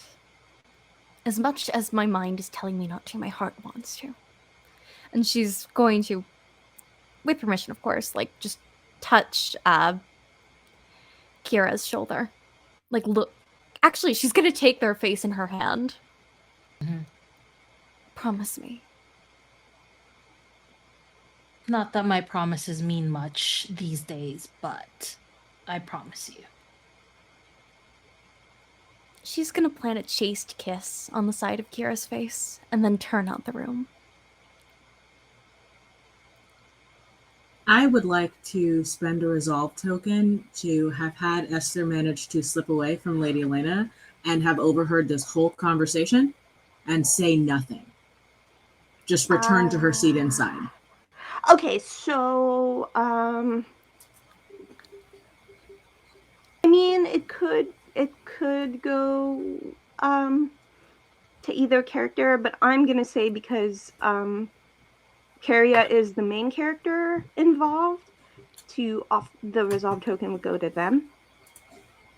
Way accepted. Let's do this. We just see, can we make it messy? And then we all are like, let's make it messier. Let's make it messier. I believe, if I recall correctly, one of the player expectations is to orchestrate your character's misfortunes. I think y'all understood the assignment. Well done. Great. So the party continues. There's a lot of socializing. Everybody kind of, especially you three, notice that for the first time in quite some time, even longer than a month, like ever since the Duchess got sick, like this is the first time you've really seen your mother, Lady Elena, blow off some steam and, like, you know, feel a little more relaxed, you know? It's been a long time. And she seems in her element as the dancing part of the party has happened, and there's like a whole bunch of dancing on the dance floor and, your mom is at the center of it. I want to check in with Dahlia and what's going on with them at this point, with her. Because I imagine there's a whole, like, chaos of Peregrine being there and just... I think after her initial response of shock, Dahlia sort of remembered where she is and what her job is this evening. Her job is to prove that she's fit to be the next Duchess of Wessex, and duchesses don't squawk in indignation.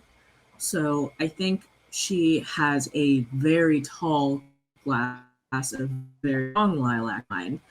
And I think that she's just kind of naturally gravitated towards Ulysses. I think they've been going to parties together for so long at this point that it's her natural response to look for him in the crowd and just kind of sidle up to him to comment on how ridiculous it all is.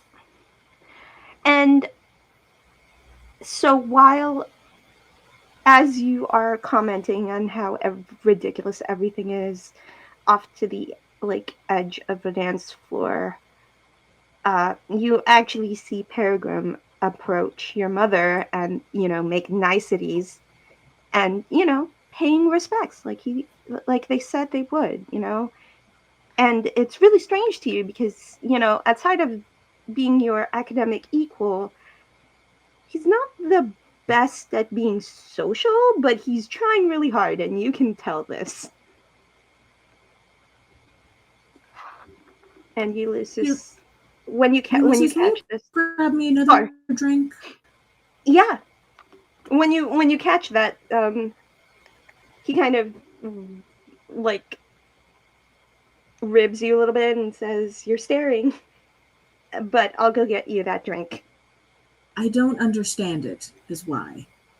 I don't understand it either, but I hardly know the man. I hardly know the person.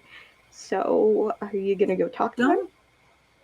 I probably would be the polite thing to do. Don't go terribly far. I probably have about 5 minutes before I want to break something, and you tend to counteract that response. I have a question. Should I spend some extra time sneaking off to the kitchens to get you the stronger stuff? You are the best friend that anyone could ask for. Please, whatever the darkest liquor we have in the cellar is. Okay, I'll do my best, but if I'm not back in 5 minutes, please try not to explode. Or at least wait until I get there before you explode. Because you asked. Okay. Deal. That one I can do. So just say the word. The code word, the one we used to use whenever we wanted to run off to the gardens without anyone noticing. That word. Of course. Amphibian. I had just learned it, and I thought it was a fantastic word to say. Still a fantastic word, and then he runs off to get you the stronger stuff.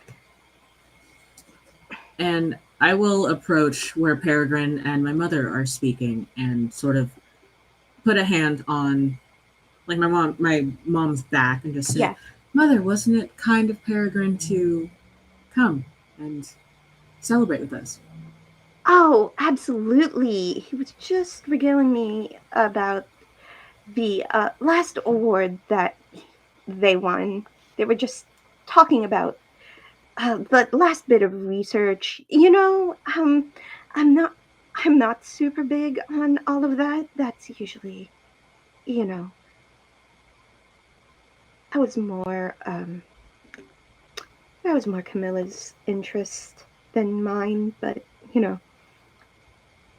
I can understand why your mother was enamored with Peregrine's sharp mind. And she looks at them, and she looks at you, Dahlia, and she says, I'm gonna continue the rounds before dinner. I trust that you have this handled? And then what happens is she hugs you and leans in to whisper, I'm glad you said no. And then gives you a hug. And then she, you know, goes off and plays the hostess like a lady of the house would and leaves you with Peregrine. I think that unfreezes Dahlia. Camilla was usually the one to indulge her in her general dislike of these big society parties. For Elena to be that conspiratorial and that petty, I think, is amusing enough to her and unusual enough to her that she kind of loosens up. So I think when she turns to Peregrine, she has kind of a faint smile on her face.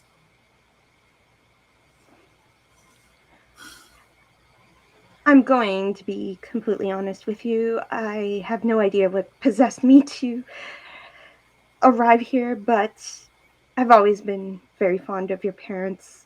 Your mothers have been quite nice to me in the past. I have a question for you, DK. In the past month, how has your vibe been with Peregrine? Like, after that incident in your kitchen, what happened? I think I think it goes back and forth between them falling into the habit of being each other's villain origin story and there being a lot of bickering and a lot of back and forth, and then Peregrine remembering that he's trying to court her.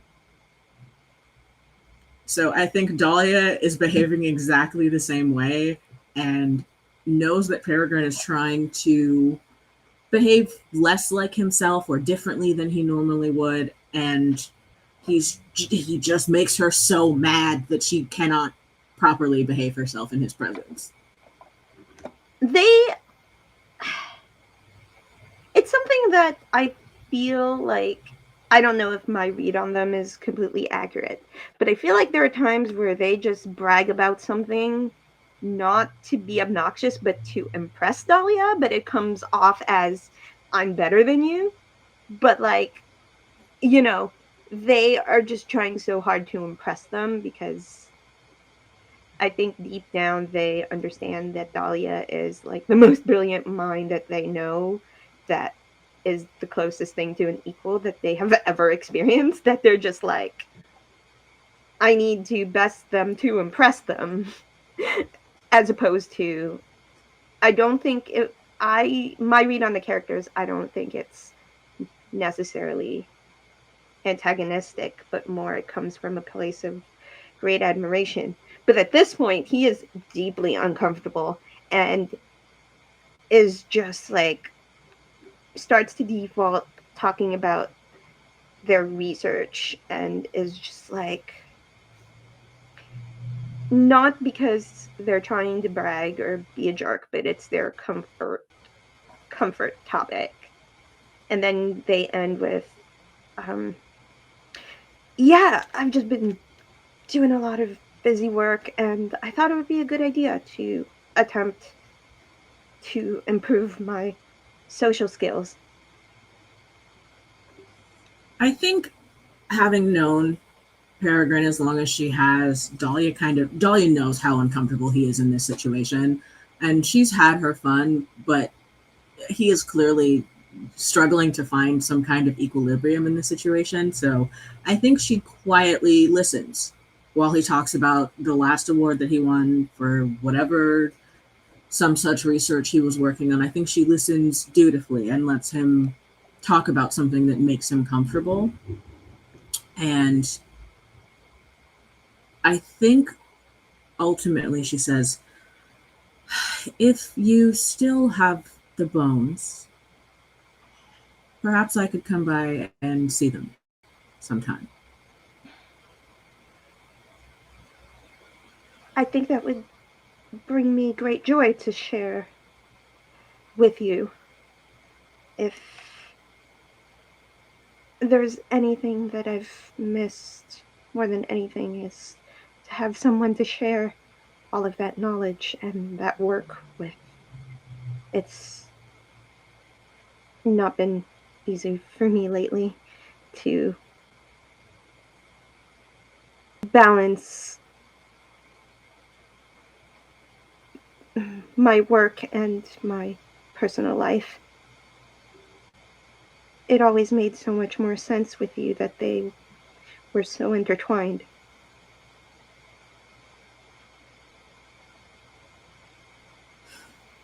I know this isn't your thing. It's not my thing either. I think we're both here out of some sense of duty.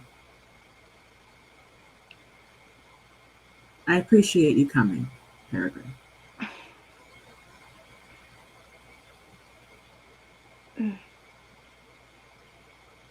And the last thing he says is, I think it's less about duty for me and more just trying to find some sort of balance.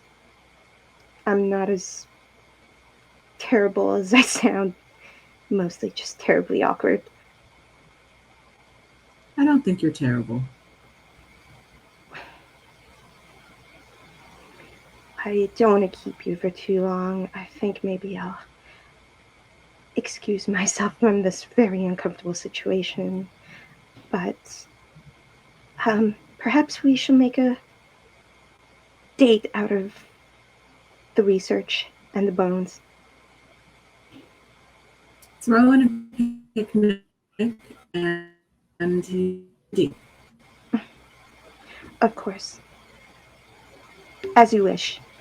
And he will, he kind of goes awkwardly for a hug, but then just instead offers his hand, like, what do I do? I think Dahlia takes pity on him and kind of just clasps his hand in both of her hands and squeezes and says, I'll look for the note in the post about when you have some free time. Of course. And he just pulls himself out of that very uncomfortable situation. And then Ulysses comes with so when it comes to the super strong stuff, what does Dahlia usually sneak out of the cellar? Like, what is her libation of choice? The darkest whiskey that she can get her hands on, like pirate whiskey. I stuff that, makes your eyes burn when you open the bottle.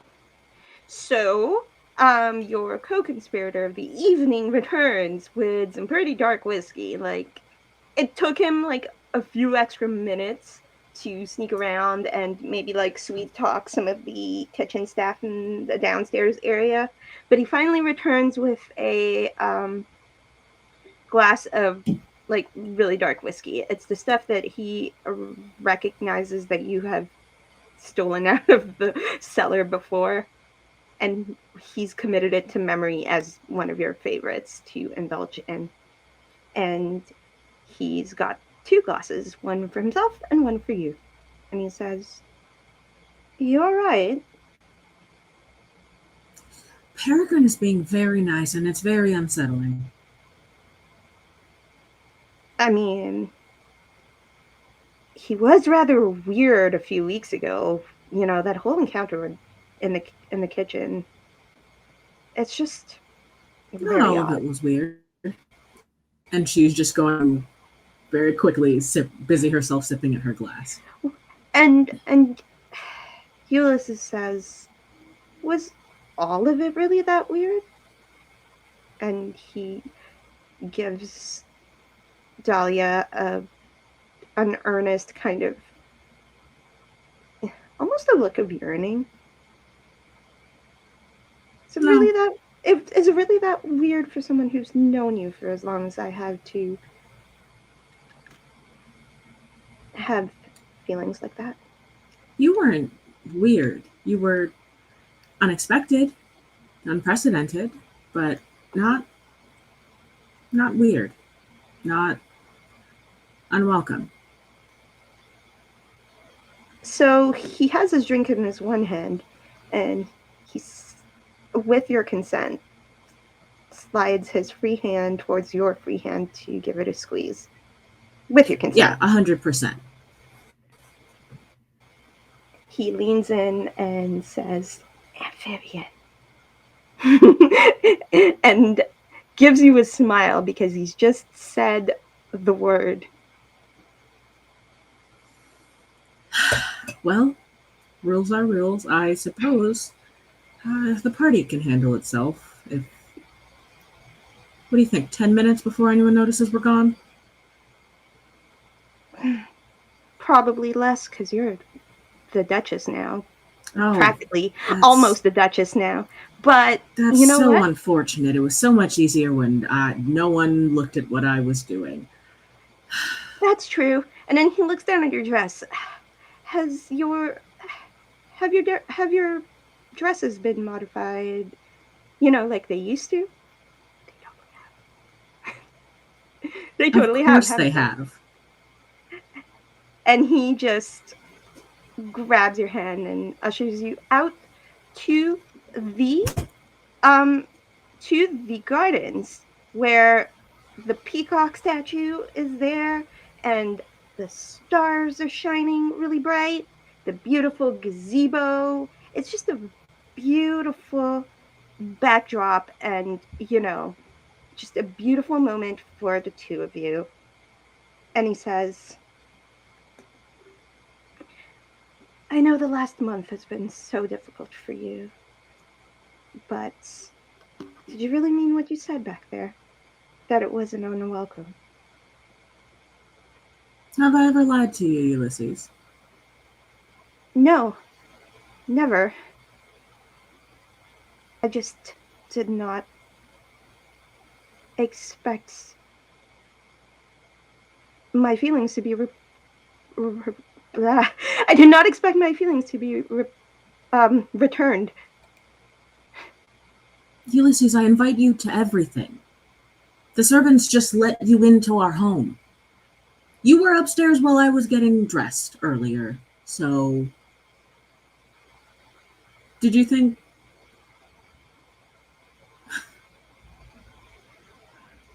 I'm used to having you around. Ulysses, not. You've been sort of a fixture for the better part of our lives. It's the thing that makes sense.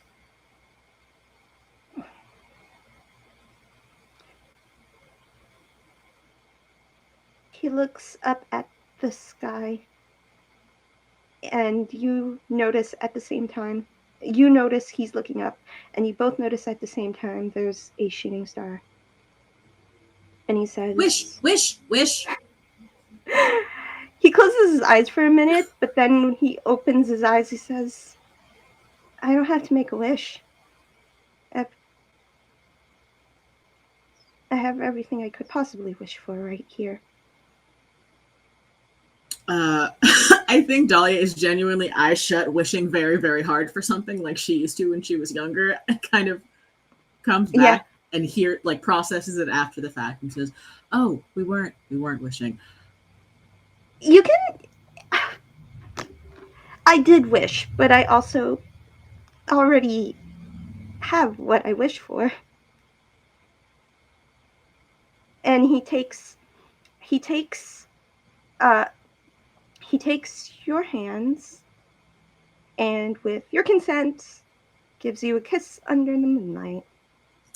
Yeah, this is yes. It's Ulysses, not. There was Dahlia recognizes this was always where this was headed, and they made it a solid, 25 years before they got here. So it doesn't feel untoward or surprising.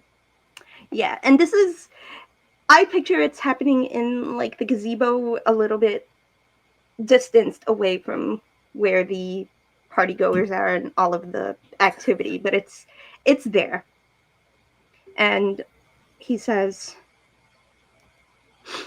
no matter what happens, you will always have me. But Nothing would bring my heart more joy than if you would officially enter a courtship with me.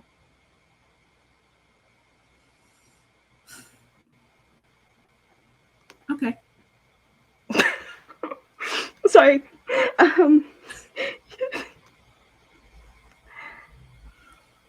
I trust you to figure out what happens next. I'll take your lead on this. You know, I as think, far as doing the official things. well, I think that everyone in the town thinks that we're already engaged in a courtship, so we may have been in one most of our lives already, actually. It's difficult to tell. I suppose let's just keep doing the same thing, only with fancier clothes sometimes. I think that's the only difference is now you have more responsibilities and an important title, and there's a certain level of things being official that needs to be done. But, you know. I suppose you're right. Listen, I'm only here to look out for you. I know that you've been dealt a hand that was not your choice. But I'm here to support you no matter what. Just like I always have. But this time... Well, of course you are. Who else would bring me liquor at the middle of the party? Of course. You've already seen that his is like... has been partially consumed because he had to be a little drunk to gather up the courage, but... Oh, hers is draining quickly. Yeah. So the near empty glass gets set like on the railing of the gazebo, and he looks up at a large tree next to the gazebo, and he says, I don't know if we'll be able to get away with this anymore after this evening, but can you still climb it? And he points at the really big tree. You be the lookout. Of course. Dahlia's fully gonna hike up the long skirt and train of her dress and reveal that there are a pair of like black trousers underneath, and tuck her dress into the trousers. Yeah. And then scale this tree. Oh yeah, no. Dahlia scales the tree like a total pro. And Ulysses looks up and says, you know, I will never tire of watching you do that. Can I still climb a tree? It's like you don't know me at all. I really just wanted you to climb the tree, and I knew that you wouldn't be able to back out of a challenge. And he then follows her, and on the tree he sits next to her, and with consent, there will be another kiss, and it's like framed by the moon. And he just says, I love you, Dahlia Gardner, and I think deep down I always have.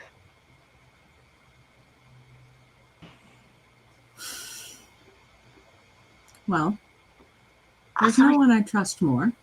Mm-hmm. There's no one I tell more to. And there's no one that I trust more with my family. So, if I had to guess, I would probably say that I love you too.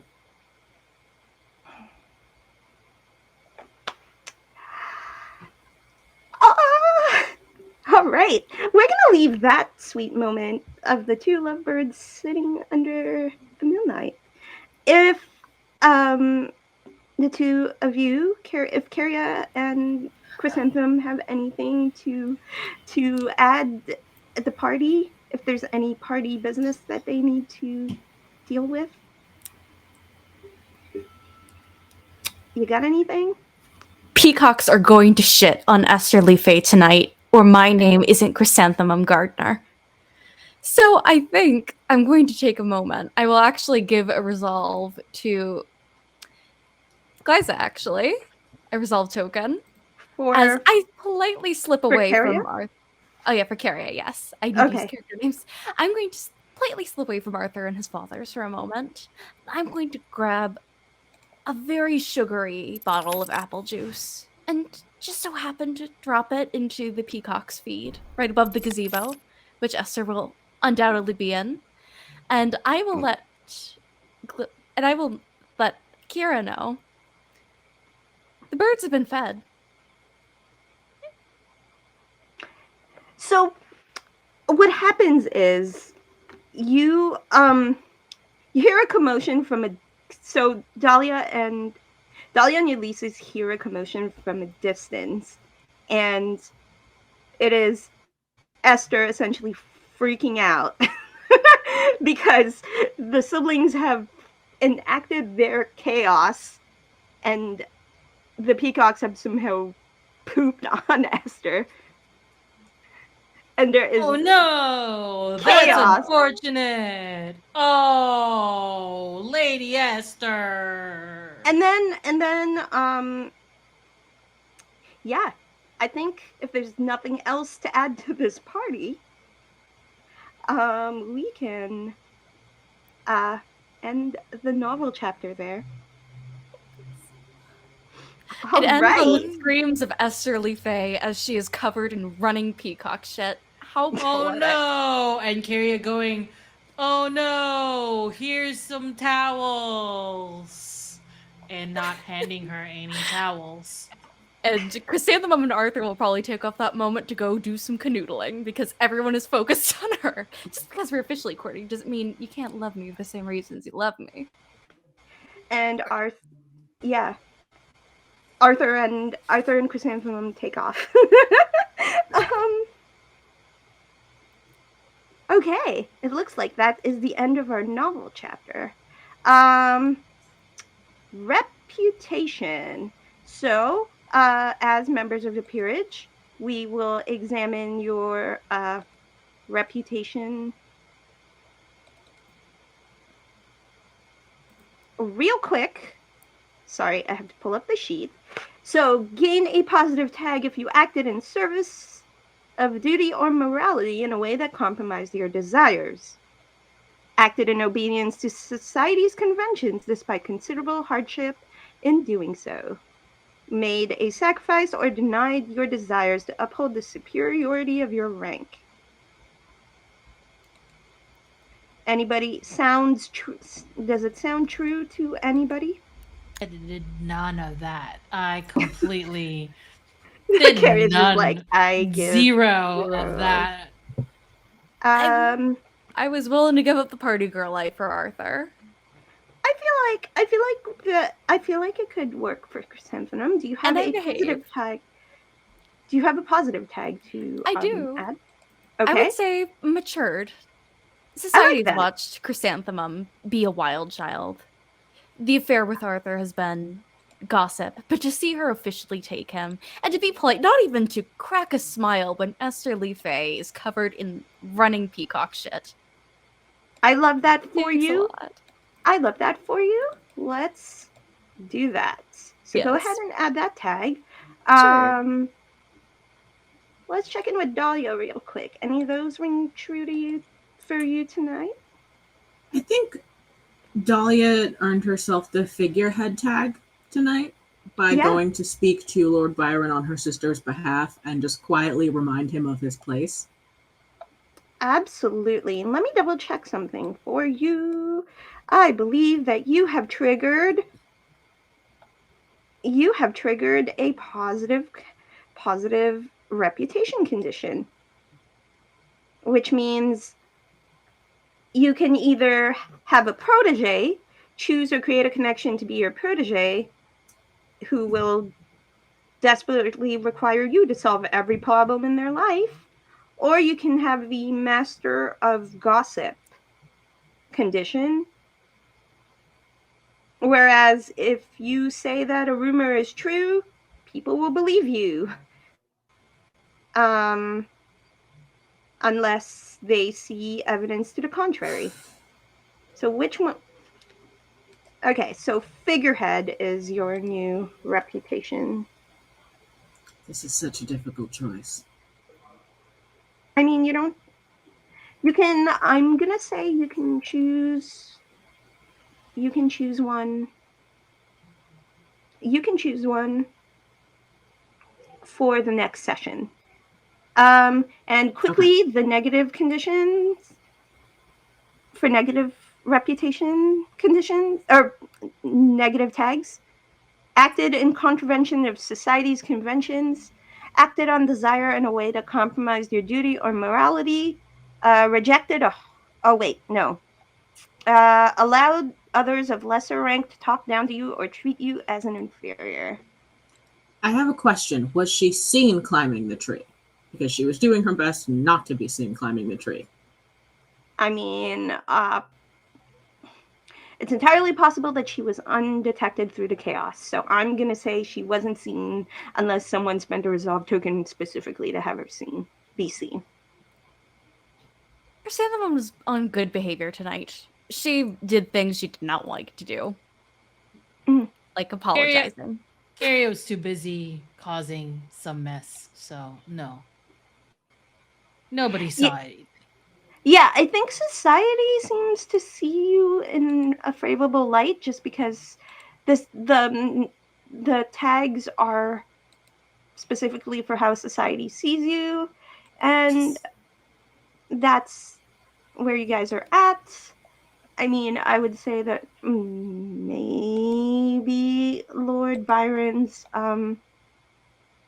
assumptions about Chrysanthemum might be someone of lower rank talking down to you for Chrysanthemum, but other than that, I really don't see anything that applies. Kerria has been in causing trouble, so it doesn't really affect their reputation in the town. Congratulations, Kerria. You got away with it this time. Awesome. Thank you. I've been known to cause all the trouble.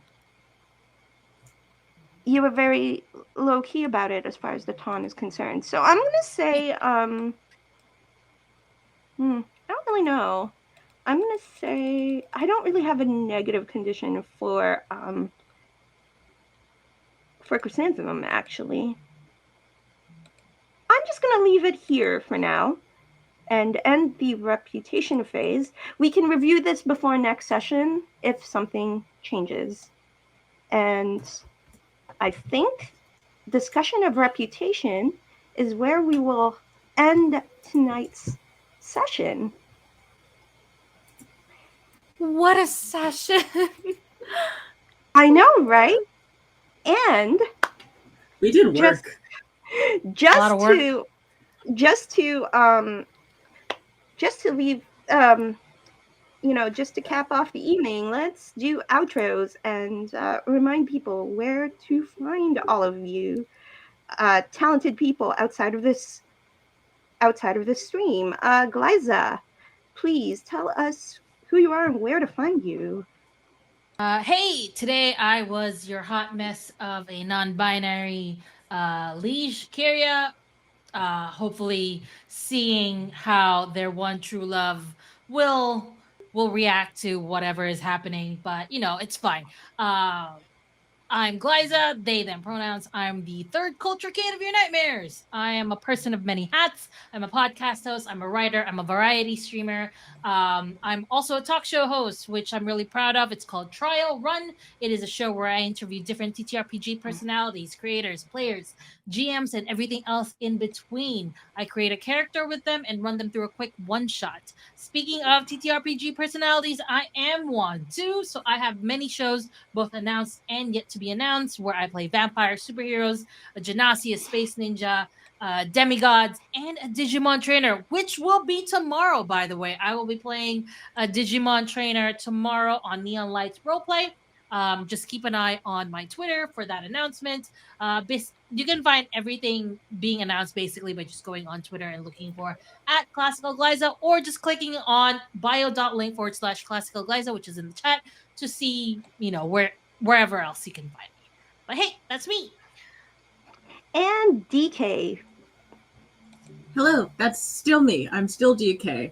Tonight I was Dahlia Gardner, the stern older sister with the emotional depth of a teaspoon. So thank you for giving me a format to be that.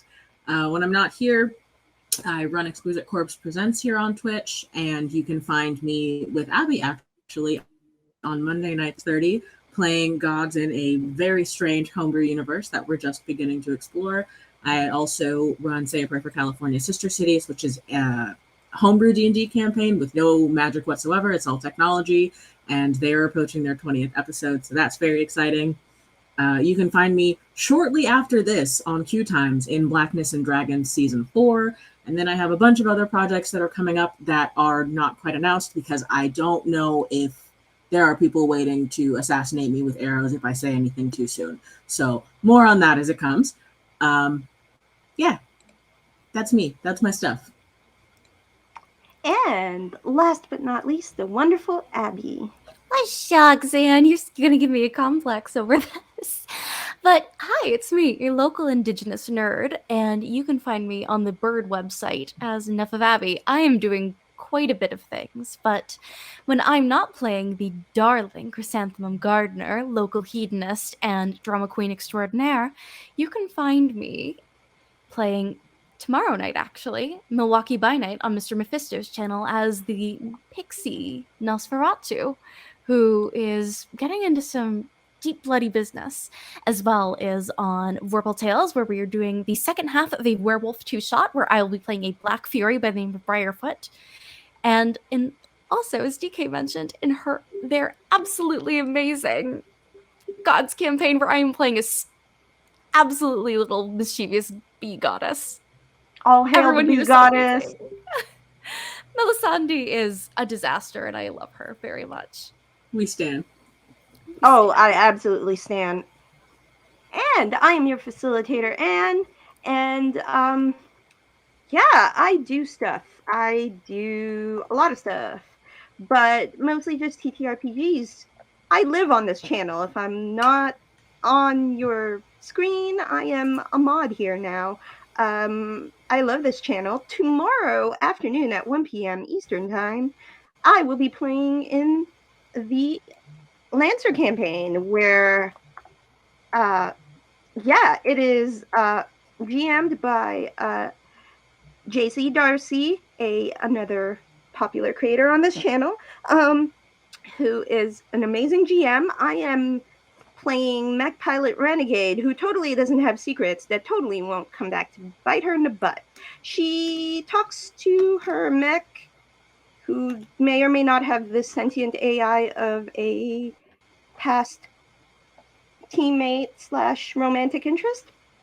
Nobody really knows, because Renegade is a hacker who hacks things. That's all anyone knows. And what else is happening? Lots of things ending, actually. I am featured on Kira 858's channel as okay, wait. Hold on. I'm featured on Kira 858's channel on Sunday afternoons. We are finishing off season 1 of Amidst Light and Shadow this coming Sunday, so I'm gonna be a little bummed out. So keep an eye out on my Twitter, where I will be probably applying to more casting calls and trying to find more things to do.